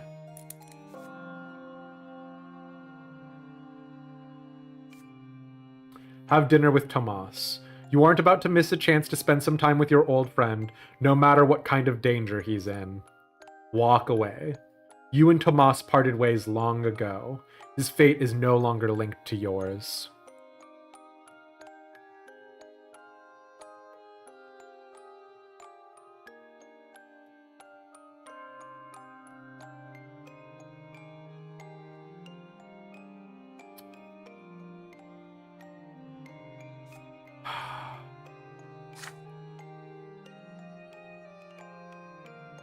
No.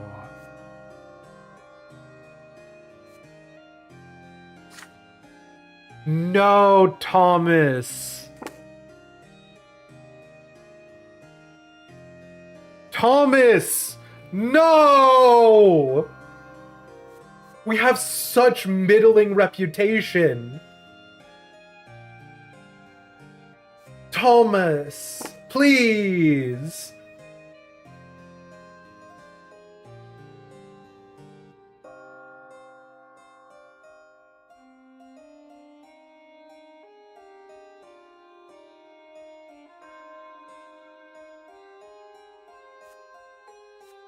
Fuck.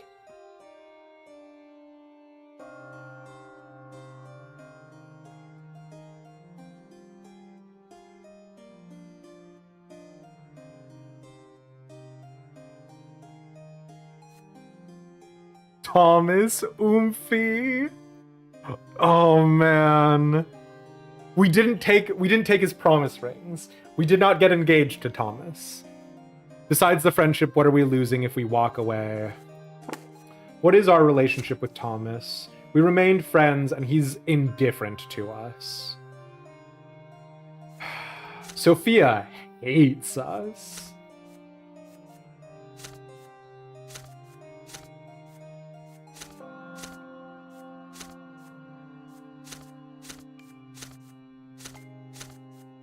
I don't know.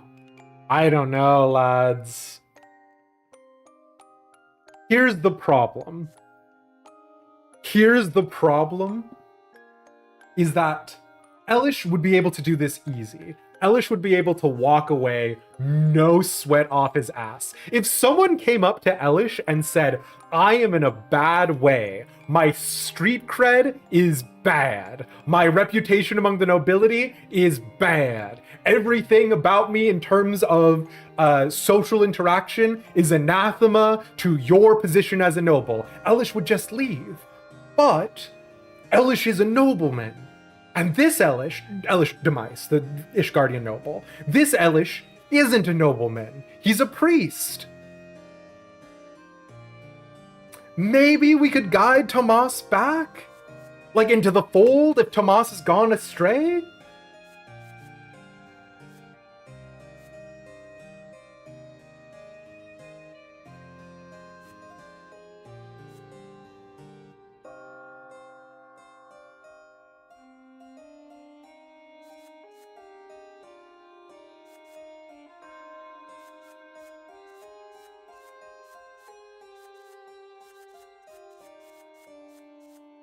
Man.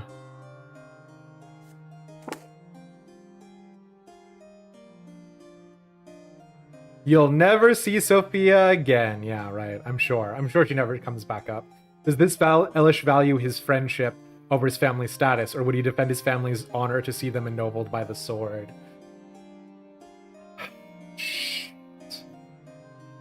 The thing that sucks about this for me emotionally too is like found family means a lot to me, right? Like if I had a gun and it only had a single bullet in it and I was told to shoot either Tomas or Stefan, Stefan would be dead in a heap, right? Like the thing is that Stefan exists as a sort of moral salve to say it's okay for you to hate your family. And then your dad a little bit, your grandfather a lot, right? But like, well, Stefan is also quite annoying. He really is. We took down a witch with Tomas.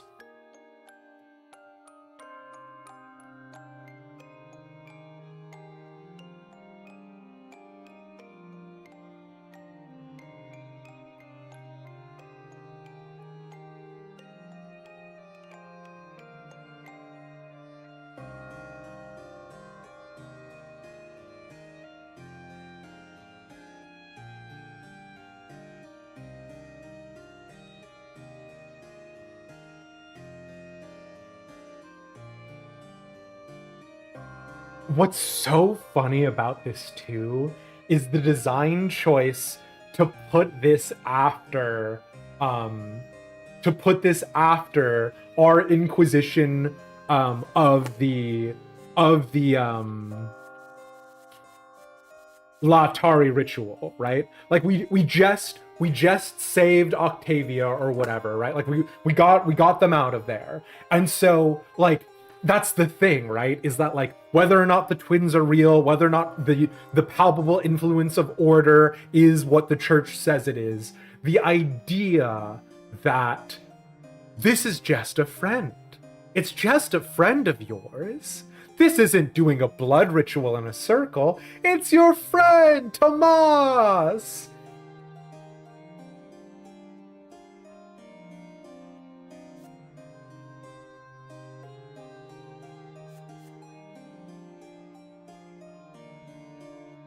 I want to let you know, what's a little blood crime between bros? I want to let you know, my desire to have Elish fall into temptation there, insanely high. Insanely high. Me being like, yeah, okay, Elish engages in heretical magics. Insanely high. But if I'm not giving in to the Arknian whose handkerchief I stole and definitely didn't do anything with afterwards, we're gonna walk away, Thomas, our good friend. I'm sorry. Sayonara. And if you want to know what Tomas's story is, go buy the game and play it yourself. You shake your head. You have no time to reminisce about your childhood. Your lives have long since changed, and now your fates are no longer linked. You are each following your own path.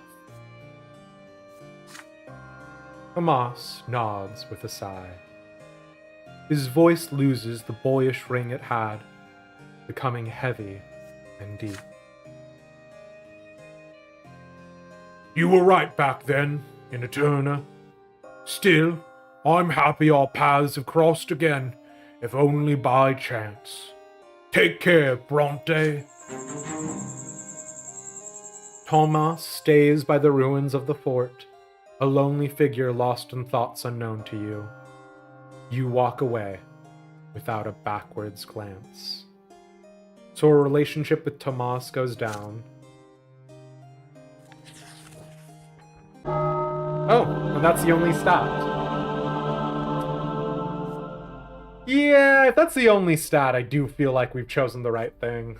No offense, Tomas. We love you, XOXO, except we don't. In the shadow of the tree, as the Archduke and Overseer fight for power in Magra, the common people bear the brunt of their conflict. Incensed speeches begin to fill the city. The temple by the White Tree seems to be the only place in the city free from the endless talks of taxation. Today, the worshippers in the temple are few, all of them poor people from nearby districts. Some thank the twins for the peace they have brought to the world, some beg for a sign from above. One little boy is on his knees, praying for prosperity. He has yet to learn that it is an error to rely on the twins' aid even as you pray, for they are not our servants, but the rulers of this world. You approach the altar, bow your head, and whisper a prayer for unity in the Brante home. Wow, there's a lot of faith in the faith route, huh? Who would have thought it? O Elder, the spirit of truth and love, I thank thee for my family. Aid them and let them abide in peace and tolerance. Though our woes may hide the gift of thy love, may we never refuse thy bounty. To your sorrow, the strife in your family home has proven to be far worse than you had expected from the letters. You never thought the quarrel between Gloria and Stefan would go this far. What do you mean? Our family unity is at 9. We're at peace.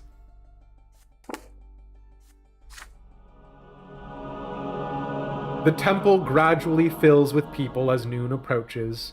Midday is the hour of the sermon. Ooh, damn, Ender friend. Okay, hold on. Give me 10 shakes of a lamb's tail. I gotta update your kill count. Didn't even see that bot.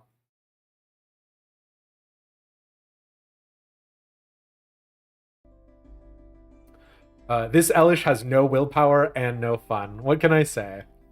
Elish led astray by a beautiful scion of a noble house, more likely than you think. Now, why would you say that, People's DM? Okay. The temple gradually fills with people as noon approaches. Midday is the hour of the sermon. A priest steps up to the altar, leaning on a staff.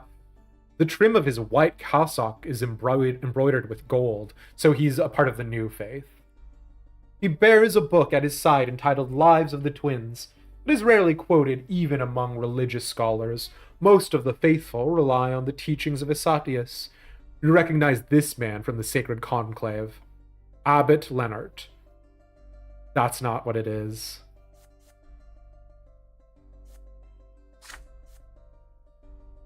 Brothers and sisters, today I shall speak of the new faith, of its nature and its meaning.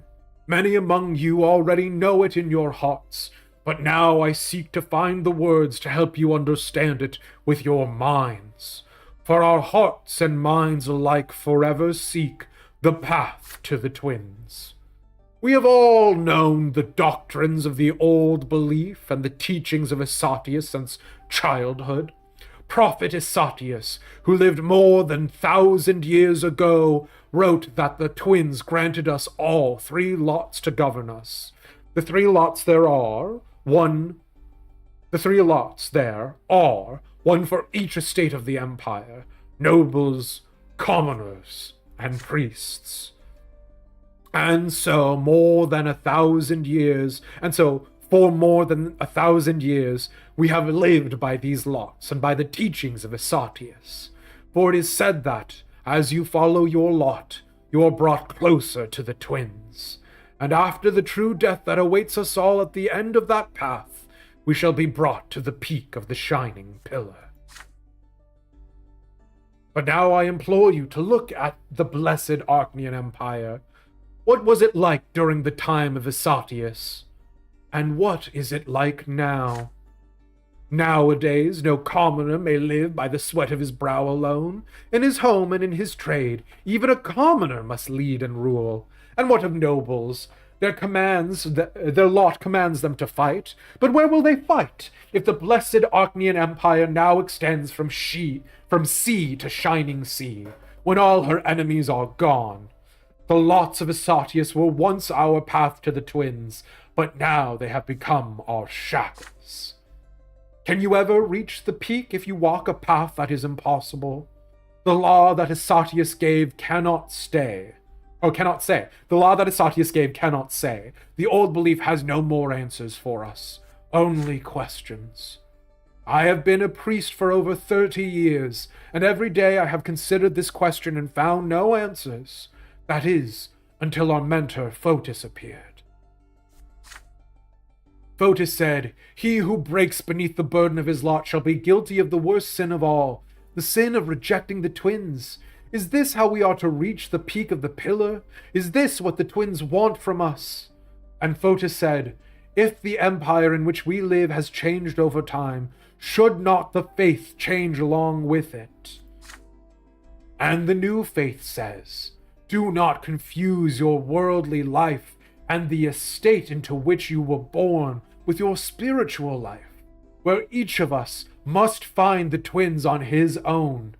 And so may every person find his own lot, his own path to the twins. If a noble must suffer in order to purify his heart and fill it with the love of the twins, then such is his path. And if a commoner enjoys the fruits of her labor and thanks the twins for their gifts, then let this be her path to the top of the shining pillar. The priest's calling is to offer guidance so that each of us can find his way to the twins, to their law, will, and love, and thus to bliss in the hereafter. Many servants of the church still persevere in their rejection of the new faith. They find it difficult to reject what they have long considered to be the unshakable foundation of all existence. They find it difficult to face the truth. Let us pray to the twins that the guiding light of the new faith will find them as well. Most people in the temple kneel and bend their heads in silent prayer. The abbot prays along with them. Some, however, remain on their feet. These people shake their heads with expressions of distrust and disapproval. The sermon ends. You feel it is time for you to leave, but then you notice the abbot motioning for you to stay. He walks up to you with a smile, as if seeing an old friend. He gestures for you to sit on a pew. Inquisitor Elish, we have not been introduced yet. I am Father Leonard, but you probably know that by now. How do I know you? Why, it's no miracle. A good friend of mine, Augustine Elborn, told me about you. He is a friend of your family. Sir Elborn is a long-standing follower of the new faith. Oof. And I have taken it upon myself to act as his counselor in matters of the faith. That is certainly good to know, but what does Abbot Leonard want from you? I am aware that the Inquisition has come to Magra to investigate a report against Patriarch Cassius. I am aware of this because I was the one who wrote the report. Leonard, you dog! You stare at the abbot in surprise. What could possibly have motivated him to do this? It's almost ad time, by the way. We're gonna try and speed through this to see if we can't get there before ad break. And it's good to see you, Maxo XO. You see, the Patriarch and I have known each other for many years. We used to engage in debates quite often on the nature of the twins, on the teachings of Asatius and Photis, on the path that served to guide people to the peak. For all those years, matters such as these were of great concern to Cassius. He used to remember the purpose of his service at all times. He used to truly care for people. But now, something has changed him. As he is now, all Cassius desires is power. His sermons are filled with lies and pretense. He has gained the support of the old believers, and now he accuses us of apostasy and heresy against the twins. But in truth, he serves the twins no longer. Our opinions often differed, but my most recent conversation with Cassius left me terrified. I expected him to accuse the new faith once again of straying from the true path to the peak, but the Patriarch suddenly questioned the importance of guiding people to the twins at all. The Patriarch of Magra, of all people, told me this, Elish. The man who addresses the twins in the name of the entire congregation. The man who must be the embodiment of purity and virtue for his flock. I wrote my report and sent it to the order immediately after we spoke. I'm glad to see you got here so quickly. But if you ever find the proof of my words, what will you do? What awaits Magra if the sacred tribunal of the Inquisition condemns Cassius? You may have noticed the delicate situation in our province by now. Magra is the birthplace of the new faith, and many worshippers have been eager to take the teachings of Photis to heart. And yet, the priests in Magra remain deeply bound by the old traditions. Can you imagine the chasm of misunderstanding that now separates the clergy from their flock? And yet, should Patriarch Cassius be cast out of the faith, the conclave will most likely elect another ardent old believer in his place. The gulf between the clergy and the fold, the old faith and the present day, it will only grow deeper. It is my opinion, however, that there is another way out, which is why I must beg you for your aid. Tell me, if you may, what is the foundation of every faith and belief? It's not books or rituals or temples, it's people. Our church has forgotten this, but it is the people who must choose the guide they will follow to the shining pillar. I know you came to Anizote to weed out heretics and apostates, but I'm begging you, please do not judge in haste. The fear of punishment paralyzes those who are on the way to the new faith. Please allow them to seek answers on their own. They might stumble along the way, but this is the price we must pay to blaze our own trail.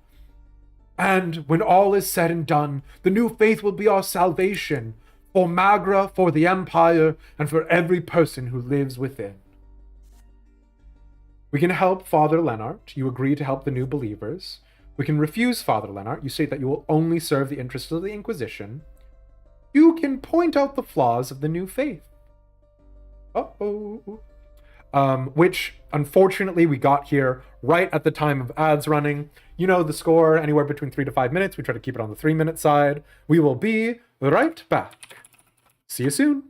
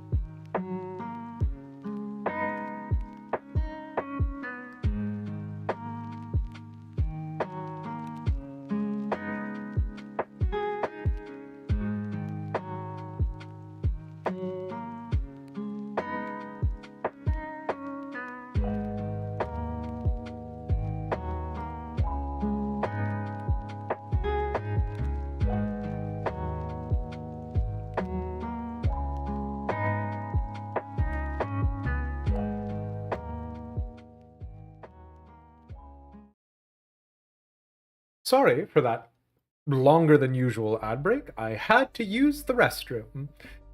And if you'd like to know more about that particular tale, subscribe to my OnlyFans. This is a bit. Don't have an OnlyFans that I want you to know about. Obviously, we are doing the help out the flaws of the new faith, right?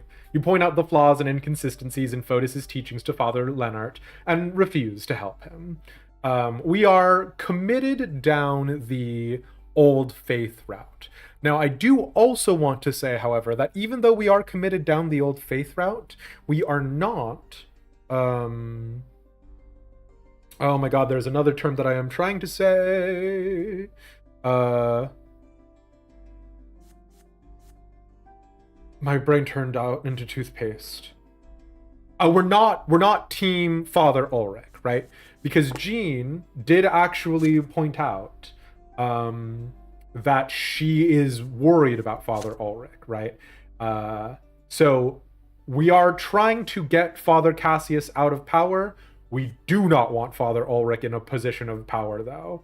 Because Father Ulrich strikes me as the man who can recognize when his allies are a threat to his own, like, position of power. You know what I mean? So yeah, point out the flaws of the new faith. And Maxo, yeah, the peak of the pillar is this world's sort of top of the Mount Celestia, heaven, etc., right? This is their Elysium, their Valhalla, etc., whereas the foot of the pillar, hell, Tartarus, I'm trying to think of literally any other comparison, the infinite abyss, etc., you get it. Okay. Let's point out the flaws of the new faith.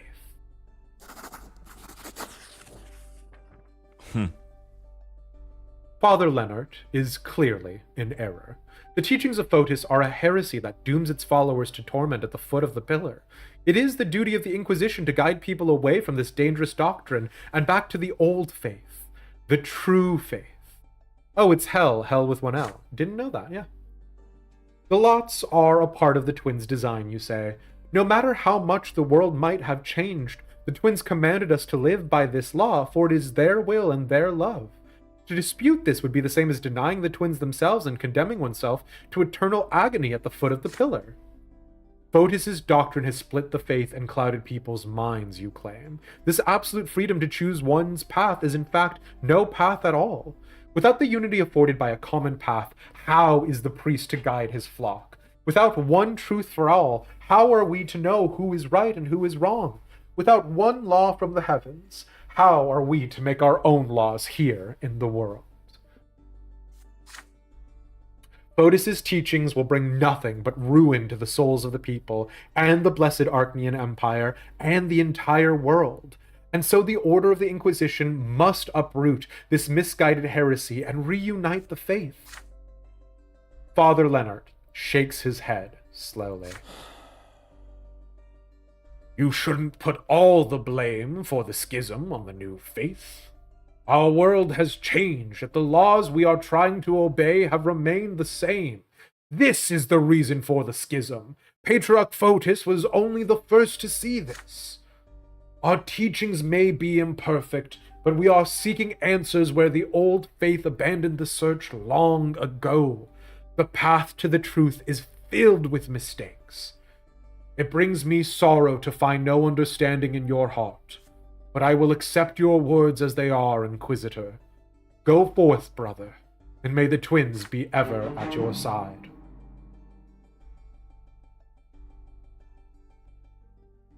They already are, you tell him. You leave the temple for the sunlit streets of Anizote. The sun shines in the sky, and the infinitely distant pillar gleams on the horizon. So we've got 18 theology and 14 silver tongue eloquence. The Call of the Ancestors. Today is a big day for the Brante family. The day your family line started, the day when you remember all your ancestors. Tonight, everyone who bears the name Brante must descend into the family crypt to keep vigil by the tombs. This is the time to surrender yourself to your ancestors and hear their will. The entire family prepares for the event in silence. Stefan has been choosing his apparel since morning, praying anxiously under his breath all the while. The heir has a special place in the family vigil. Even Mother is planning to go with you, though Father tries to talk her out of it. Lydia, I beg of you, stay home. You are far too weak for an all-night vigil in the crypt. Gloria, would you be so kind as to stay with your mother since you cannot, join us anyway? Wow, Robert, real smooth. Gloria answers in a muffled voice. As you wish, Sir Robert. The late Sir Gregor would only be enraged to see Mother there. We all remember how their last encounter ended. Father nods curtly, avoiding Gloria's gaze. But at that moment, your attention is drawn to a noise in the foyer. Nathan staggers through the door, stumbling over his own feet. He reeks of cheap wine and filth. I'm not, late, am I? Everyone gazes at him in consternation. Nathan almost falls into Mother's and Gloria's arms. Distressed, they fuss over him. Stefan eyes his youngest brother coldly. I expect nothing more of you, Nathan. Why even speak of duty to your family when you can't even manage to live by the commoner's lot? Go lie down in the pantry and stay out of our sight. Father, Elish, it's time. Let's go. Alongside Father and Stefan, you descend into the family crypt. You cannot help but remember paying your last respects to your grandfather 9 years ago. You light the lamps. Dim, eerie flames illuminate the shrine.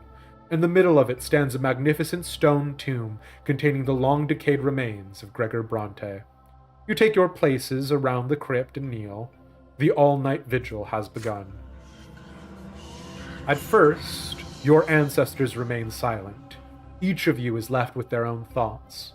Then a low murmur passes around you. The shadows in the corners of the room deepen. The voices grow stronger. You know that the ancestors of Gregor Brante, long-forgotten commoners whom you never knew, are trying to talk to you. But now a memory of them has come to life in the darkness of the crypt. They are pleading for something, demanding it of you, calling out to you, screaming. Finally, you all hear that painfully familiar, deep, imperious voice echo from the far end of the chamber. It's been a long time since I've seen you all. I hope you bear good tidings. All this time I've been waiting for you to fulfill my mission. Remember, as long as I am in your blood, I will give you no peace. Will not have my family ennobled just to see our line cut short. Our blood tide must join the great flow of the Empire, and then each of my descendants will inherit nobility forever and ever. But I do not see any of you before my tomb. Where are you hiding? Where is the head of our family, the man who will speak to me? Where is the man who will heed my will? Father rises from his knees and makes his way towards grandfather's stone tomb, the source of that booming voice. But Stefan suddenly pushes him out of the way. Father takes an indignant step forward, but Stefan firmly bars the way? Stefan, what the fuck? Google.com, how to kill Gregor Brante again. Honestly, kitty beans. Not even true death can save us from him. Yeah. Stop it, Stefan. You are my heir, but you are not the head of this family.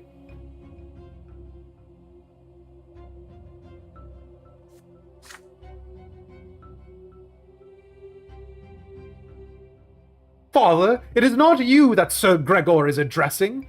Earning the nobility of the sword is my duty to him. He has long forsaken any hope of seeing you achieve it. You must understand that I am the one who will fulfill that duty.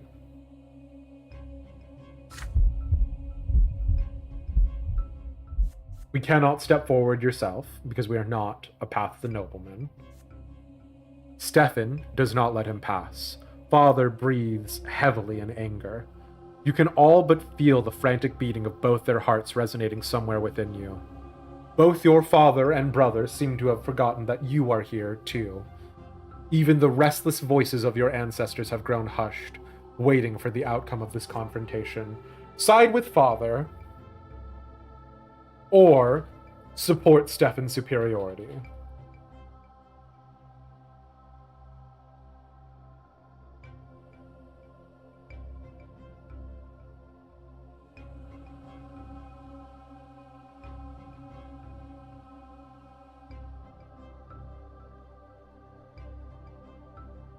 Father has already failed Gregor's will, but Stefan needs to remember his place. Certified Stefan hater here. Yeah, people's DM. Stefan needs to kill Poppy if he wants to wear the big boy pants. Or Poppy can die naturally.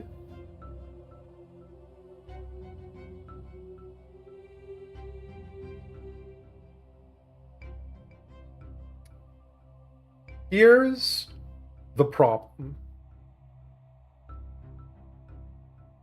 Robert, God bless him, we love him, is old. And Robert never stood up to Gregor, right? Gregor came in, literally beat us to death, and Robert did not stop him.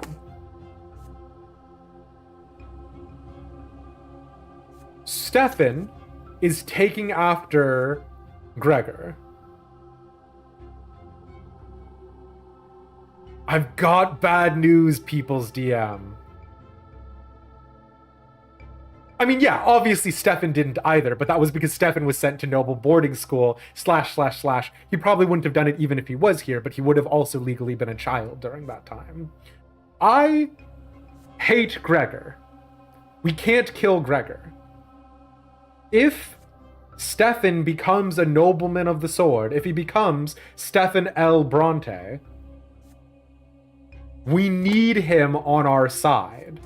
And our family does not think well of us. Like, our mom thinks well of us, our dad thinks well of us, but they're not going to be here to protect us. Mom has never been able to protect us from Stefan. Robert has chosen not to protect us from Stefan. Gloria does not think well of us. Nathan thinks well of us. If I gotta choose in the fight between Stefan and Gloria, truly you can't kill that which is dead. Yeah, can't believe I'm supporting Gregor 2.0. The hope is that he's not Gregor 2.0, but I get what you're saying, right? Like, here's the problem, people's DM. You are 1000% correct. But the other problem here is how deeply we've drank of the Kool-Aid, right? Like, if this was proper Elish, if this was my Elish, they would be very easy. Step forward yourself. Absolutely fuck Stefan. Absolutely not. But if we're going to get Stefan to listen to us in the future about laying off on Gloria, we got good vibes points to spend with our dad. Our dad feels all right about us. We do not have good boy points to spend with Stefan. We have blackmail on Stefan, but it's old blackmail, Mesphia. The blackmail that we have on Stefan is from his childhood, right? And so even if we were to bring it up, a part of the problem is how much are we able to verify who was the noble woman that Stefan had the affair with, right? Like, I genuinely believe that we've got to get Stefan on side. You can chill with your apostate brother. Yeah, right. Stefan is just as bad. Stefan is very bad. Like, I'm not going to deny that. But how much longer is our dad going to be alive? That's my worry. And before you get -10 relationship with dad, could you imagine if your dad just turns around and kills you? Yeah. Like, lads, I'm sorry. I am genuinely sorry. But I can imagine Stefan killing us in anger. I cannot imagine Dad killing us in anger. And that's a part of the problem, is that Dad is not around. Kills you both to assert his claim as heir. I mean, that would be the smart thing. Here's the thing about Stefan. Stefan should absolutely eliminate us as the spare, right? The heir and the spare. Stefan nominally is going to inherit no matter what. We're not a noble. But Stefan should do everything in his power to kill us. The fact that he hasn't belies how ineffective he is as the head of the family, but that's besides the point. Sorry, Papa.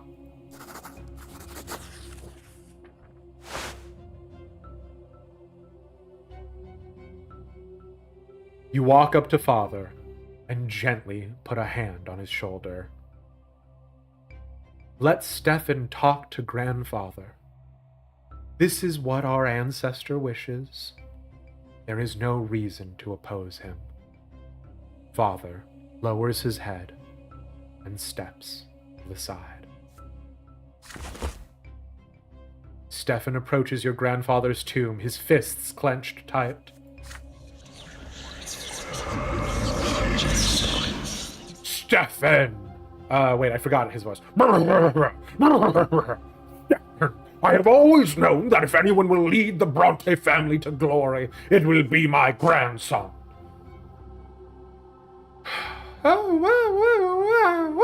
Sir Gregor, we are closer to becoming nobles of the sword than ever before. The overseer looks upon us with favor.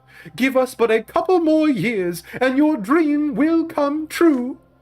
My dream, Stefan! It is the great cause of anyone who bears the name of Brante. Earning us a place in eternity is your duty to your blood, just as it is my duty to look out for you even from beyond the grave. Your father's follies have become a veritable threat, and I must help you overcome it. Gregor, you piece of shit!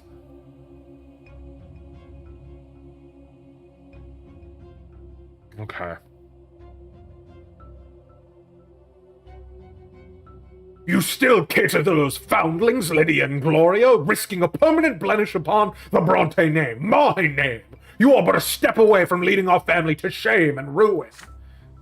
Stefan, you are the heir of this family. Do not take after your spineless father. Do what must be done. Cleanse our family of wickedness. Stefan is suddenly shivering. You have never seen your elder brother like this before. He replies to his ancestor in an unsteady voice. But Gloria, I can't. Do you dare hesitate? Dead though I may be, my will lives on, and you are the embodiment of this will in the realm of the living. Stefan checks himself.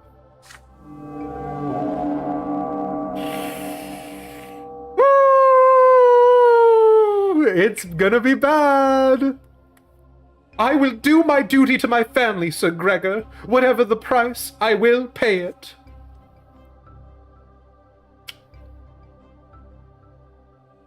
Woof. The crypt is completely silent once more. You are alone again. You see tears glistening on Stefan's face. He suddenly clasps you in his arms. I hope you really do understand me, Elish. This is the burden I must bear, but I don't wish any harm to come to anyone who lives under our roof. I will find a solution that is best for all of us. I'm so torn. Do you think, because Robert has shown a spine only once, right? Robert has shown his spine in him marrying Lydia. So if Gregor was like, you need to murder your wife, obviously we're predisposed to believe that Robert would tell him no. But he's also old, he's also tired, and the number of times Gregor almost married our dad off to another woman while he was still married to our actual mom. Like, I don't know, lads. I don't know if Robert would have had the spine, and I don't know if Stefan has the spine. I don't know if any of them do. But, I mean, it's not my affairs anymore. Now I'm worried about the flock of the faithful. Oh no, Stefan slipped down the crypt stairs. Tragic. So, Enderfriend, this is the thing about both the Elish that you knew as well as the Elish of Final Fantasy XIV. Just plant some heretical documents on them. Easy peasy. But you know, unfortunately, we do not have that power. While your brother holds you in this firm embrace, you hear a sorrowful sigh from father. You watch as his lone, hunched figure walks up the stairs. The vigil is over. Yeah. Oh, I got willpower from it, which is bizarre. And I got diplomacy. So, sure, there you go.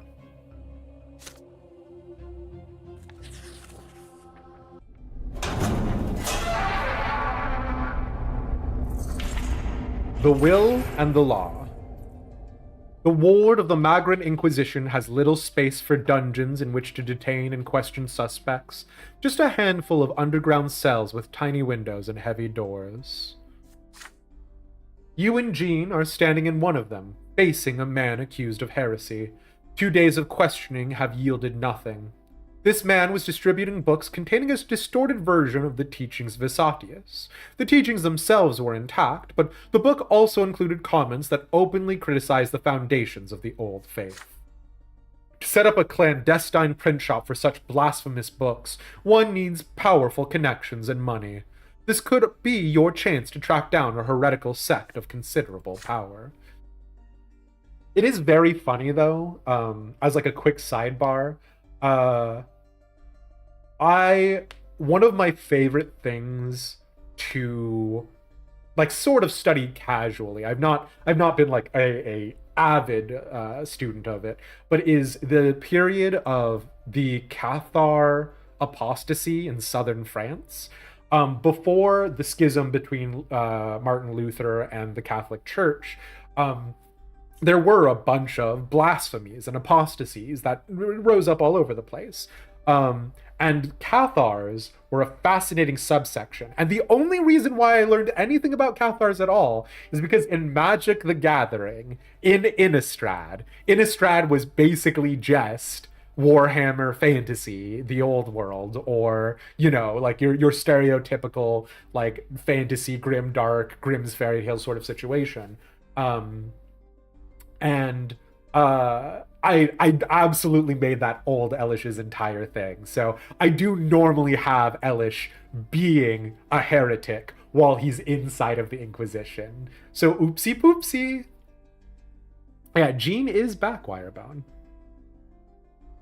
The man is on a rack. Rope is wrapped tightly around his wrists, turning them a deep shade of blue. Jean has treated the prisoner with patience and mercy. She has forbidden the use of torture in an effort to prove to the man that his silence is pointless. You hear footsteps coming down the stairs. Inquisitor Ulrich enters the room. He has refrained from interfering in your investigation for 2 days, but it seems his patience is at an end. You and Jean welcome your mentor. With a curt nod, he walks past you and examines the man upon the rack. Slowly, he shakes his head. I see you are in need of my aid and guidance. Remove him from the rack and put him in a chair. You humbly do as he says, while Ulrich takes great care in selecting the proper tool for what is to come. It's torture. When the man is finally seated, the Inquisitor steps closer. Sharp steel flashes, and the severed tip of the man's pinky falls to the floor. The man lets loose a blood-curdling scream. Father Ulrich severs the finger down to the knuckle. Well, where is the print shop? The man shrieks and curses at him.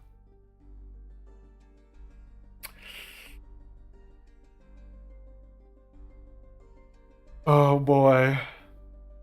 Hey, content warning time! Torture time! Seriously, take care of yourselves, people! Do it, please, for my well-being as well as yours.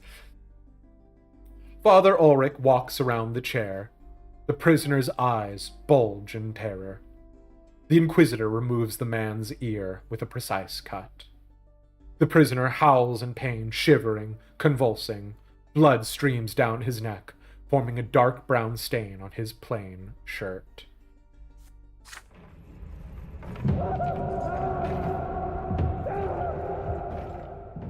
Jean is stone-faced as she watches it happen. Ulrich is utterly dispassionate, every bit as calm and calculating as before. This manner of corporeal punishment is an everyday occurrence for him. The Inquisitor continues the torture, repeating the same question over and over again in the same tranquil voice. The prisoner will not stop convulsing, but he says nothing. 10 finger joints now lie scattered around the floor of the room. Streams of blood trickle down the stone slabs. Ulrich reaches for a hammer. Finger bones are brittle. There is a crack, then a scream, then sobbing. The knees are next. The prisoner will not stop screaming. Between the howling and the tears, his lips are unsealed at last. He begs for you to stop. He will tell you everything. The print shop is in Solmina, a small mining town in eastern Magra. The prisoner tells you exactly where it is hidden. Jean writes it down. Father Ulrich walks over to a wash basin. He pours some water on his blood-stained hands, then carefully wipes them dry. He glares at you and Jean. Never pity a heretic. They deserve neither compassion nor your mercy. Sister Jean, finish him off. A lesser death is a fitting punishment for his crimes. Father Ulrich, forgive me for my impudence, but this man's fate must be determined by a tribunal.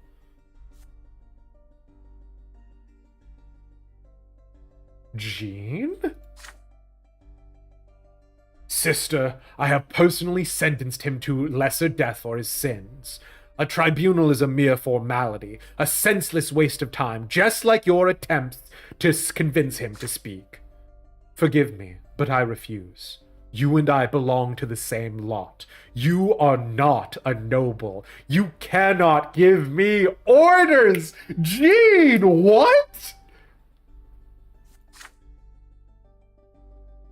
You are far too arrogant for a girl barely out of the seminary.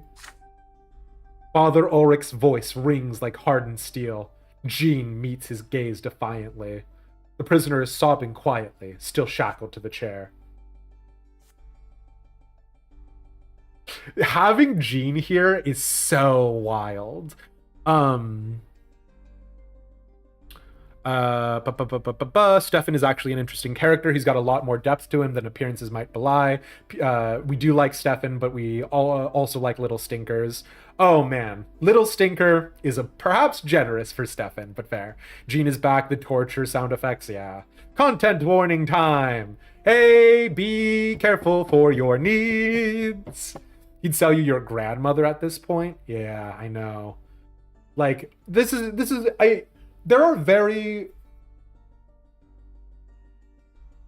I think we can all agree that torture, no matter the circumstance, is morally reprehensible. Like, to be a torturer is to be morally bankrupt. And they talk about this a lot with regards to individuals who carry out the death sentence, right? Is the sort of toll that takes upon you. And so I know it's been brought up sort of semi-jokingly in chat before, but the idea of, firing squads. A part of the thing behind firing squads were that you didn't need 5 people, 7 people in a line to kill that one man with a gun. But what you did need was you needed to absolve them of some of the responsibility. So all but one of the guns were filled with blanks, and one had the bullet. And there was a really interesting book I read in high school. It's been so long, but basically it was a man who was a part of a firing squad. And he was like, you can tell from the way the gun fires whether or not it was you. It does not absolve you of guilt. And just like, I think about that kind of stuff all the time. So yeah. Support our girl, you know. She's also right. They have the same lot. They are of equal stature, right? Especially because this dude is clearly abusing his power.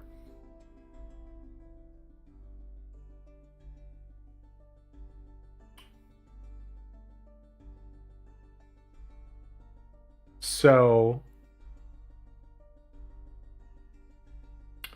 the other thing about this whole situation, Father Ulrich is such a perfect facsimile for Cherubert. And I want to let you know,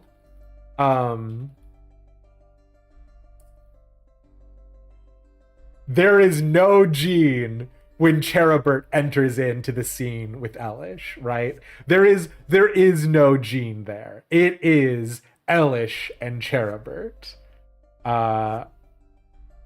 So, support Jean. You insist that the prisoner must face the tribunal.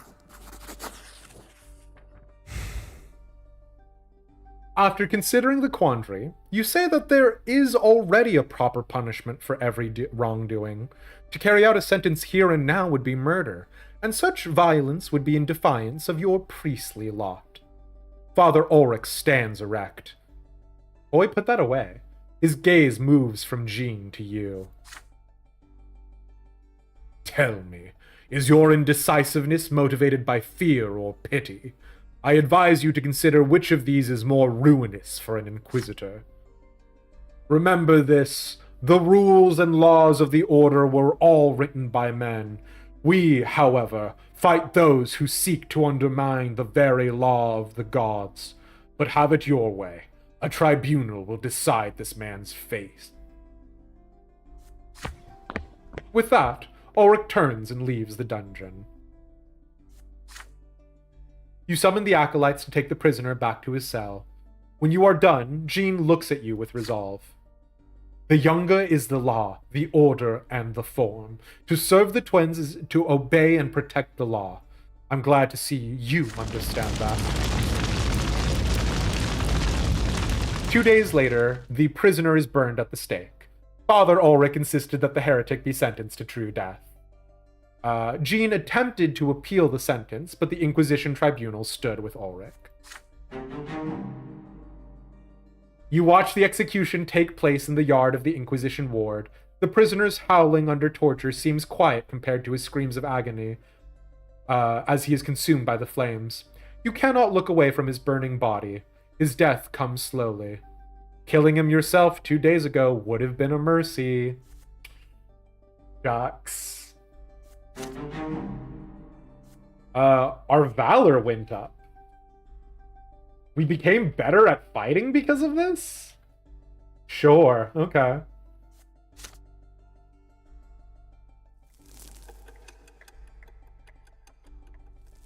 Priests aren't allowed to do a murder. Sorry, twins say so. What do you mean, oh, Wirebone? He really likes that you stood up to him, I guess. Oh yeah, Ulrich was 100% vindictive, right? But that's the thing, is that he is a man with power. And there is a lot to be said for the position Elish would take at the top like that, right? Year 1140, Egmont's speech. Just a few days into the year, Mayor Egmont, that's not how you spell mayor here, I presume, chairman of the Lesser Quorum and owner of several silver mines, made a speech that caused quite a stir in the province. Though a commoner, Egmont had the gall to demand that the Magraneth authorities both enforce and obey imperial law. Oh, wow, no, we're committing to Mayor M-A-Y-E-R. Okay, sure. What's the use of the imperial laws if they aren't enforced as they should be? Even today, any Anizote nobleman who gets up to the wrong side of the bed can draw his sword and run a commoner through with impunity. These gentlemen may be our rulers, but does that mean they can defy the Emperor's will? Sir Elborn has been appointed to enforce the rule of law in Magra. How come the prefect doesn't see this? We commoners aren't trying to seize the noble lot and take over the province, but the rule of tradition is a thing of the past. This is the age of justice. We may not all be equal in its eyes, but even the nobles and clergy must obey the law. Nobles, Mayor Egmont, to make presumptions of Inquisitors. The Magran aristocracy is furious with Egmont and demands that he be silenced, but the rich industrialist has too much money and too many connections to be dealt with so easily. You hear more and more rumors about secret societies of commoners appearing in the city, plotting against noble rule. The gentry fear that Egmont and his peers might be behind this, but they have no proof, at least for now. Father Leonard, abbot of the Temple of the Silver Tree and leader of the New Believers, supports Egmont and has spoken publicly in his favor. The twins themselves entrusted the noble estate with the right to rule over the common folk. But rulers must also care for their subjects. The old faith is mistaken. No commoner should ever be forced to suffer. It is for this very reason that the imperial law exists. It is there to ease the people's suffering. May those laws be duly enforced, and may they serve all the people of the empire. Ooh, so the enfranchisement is losing their power. Order is getting more and more towards a lawless land, and Magra is getting poorer and poorer. The first days of spring. It is early morning. The carriage bounces over a pothole on the road, jolting you awake. The village of Solmina is already on the horizon. You are close now.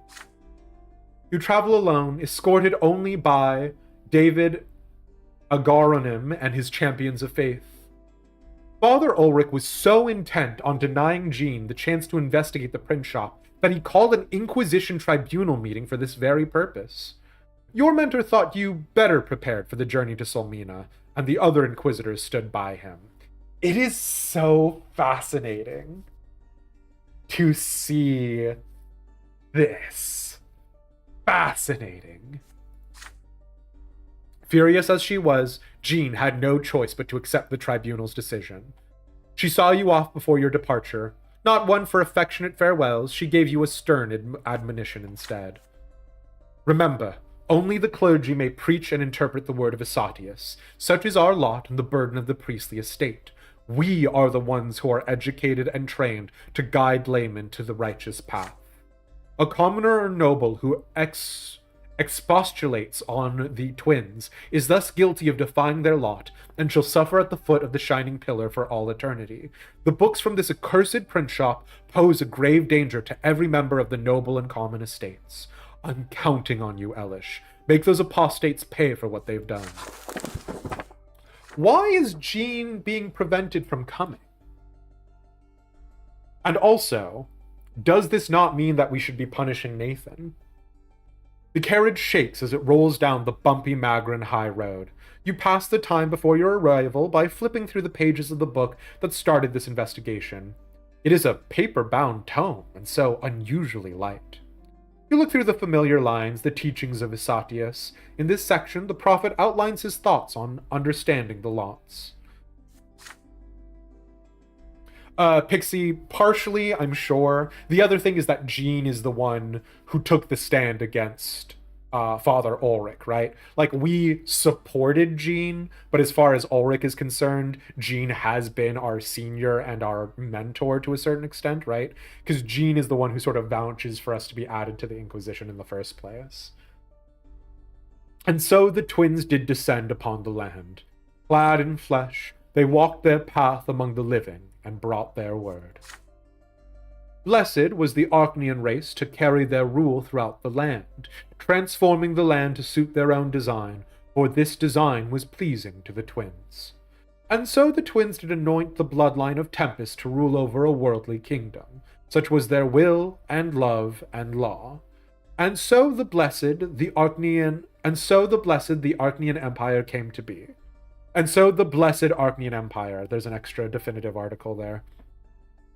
And so the law of this land became intertwined with the law of the heavens. And thus spake the elder, he who lives a righteous life shall know eternal bliss upon the peak of the shining pillar. And thus spake the younger, he who defies the law in life shall find eternal torment at the foot of the shining pillar.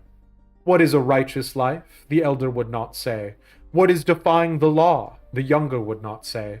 But there was no malice in this, nor was there any secret. The twins named the blessed Archaean Empire their worldly kingdom, and thus for all eternity the shape and form of the empire shall be pleasing to them, and the laws of the empire shall be the law as given to us by the twins. Thus do we all serve the empire, and thus do we fulfill their will. The nobleman serves with the sword and rules over the other estates, for such is his noble lot. The commoner labors for the good of the empire. Your eyes shift to the notes appended to these lines. Their author is unknown. Prophet Isatius, being the first disciple of the elder, addressed the twins by their side. What is your will? He asked. How does one live a righteous life in keeping with your law? He was granted a revelation and given a reply. There can be no doubt that this is the truth, just as there can be no doubt in the doctrines that have guided the people to of the blessed Archaean Empire to the peak for more than 1,000 years. But this answer was given to the prophet in a time when the world was unlike the world of the present. The Archaean Empire was surrounded by enemies on all sides, and many lesser races and civilizations lived among us. Powerful sorcerers fought to resist the will of the true gods, and priests of false gods were corrupting the people's souls with their profane rites. This was an age when the Archaean Empire had no nobles of the mantle, nor any nobles of the human race, nor did it have any commoners to toil and labor and be ruled over for the good of the empire. The empire has changed drastically since the time when Prophet Isatius was given his answer. The empire, its form, and its laws have all changed. And so our path of service to the empire and the twins must change as well. We must cast away the old answers. We must forget Isatius and the laws. The carriage comes to a halt. It is time to put the book away. You have reached the village. The locals are ready for your arrival. There are no women or children outside, only men. They casually lean on pitchforks and scythes, as though they just happen to have them on hand. The miners remain close to their pickaxes and sledgehammers. Oh my god! Open revolt? They eye you with suspicion, waiting for you to act, and so you speak to them loudly. There is a print shop in this village. Where is it? The villagers do not answer. They only clutch harder at their mattocks and staves. Some of them reach for rocks. The peasants surround you on all sides. The champions of faith in turn reach for their swords. Captain Agaronim is ready to give the order to attack at the slightest provocation. It is a bit of a shame that Tommy didn't join up with the faith and go the champions of the faith route, because having Tommy here would have been amazing, but you know. But then you spot a figure up on the hill, a man with a staff, dressed in white. It is Father Lennart, abbot of the temple by the silver tree. He waves to you and walks down the hill. The crowd parts before him. Brothers and sisters, have no fear. I am sure our guests from the Order of the Inquisition have come here with no ill intent. Father Lennart, you should have let them die for you. Please, good Inquisitors, leave these people be. They were just trying to protect me. They don't realize that the twins' protection is the only shield I need. Come with me, my friends. I will show you what you seek. He guides you to a large house up on the hill. Father Lennart, my sweet boy, you are too good for this world. Inside are several printing presses. Young people dressed in white are tending to them, printing new pages, sorting them, and binding them into books. The print shop workers freeze in fear when they notice your black cassock and the silver seal on your side. Do you see this, dear brother? These are all books that teach the new faith. There is neither heresy nor apostasy here. This is education, and the Patriarch of Magra has approved it. Lennart produces a scroll and shows it to you. I, Cassius, Patriarch of Magra, hereby grant Father Lennart, Abbot of the Temple of the Silver Tree, permission to study and annotate the writings of the great prophet Isatius. For it is within the lot of the priest. An interesting vow there. To study the twins and interpret their will. Please understand this, brother. It is true that any layman may seek guidance from a priest, but no priest can guide every decision a person makes, for we are all endowed with free will. If the people learn more about the twins, it will be much easier for them to follow their will on their own, and chart their own shining path to the peak of the pillar. Enough of this heresy. Only priests have the right to interpret the faith. So said Isatius. This is your priestly lot, your duty, and your burden to bear. But you new believers now seek to compel laymen to shoulder this burden. They have been explicitly forbidden to bear it. You're just leading people straight to torment at the foot of the pillar, and you're saying this is how it's all supposed to be. David Agaronim, I don't know if that's the correct pronunciation,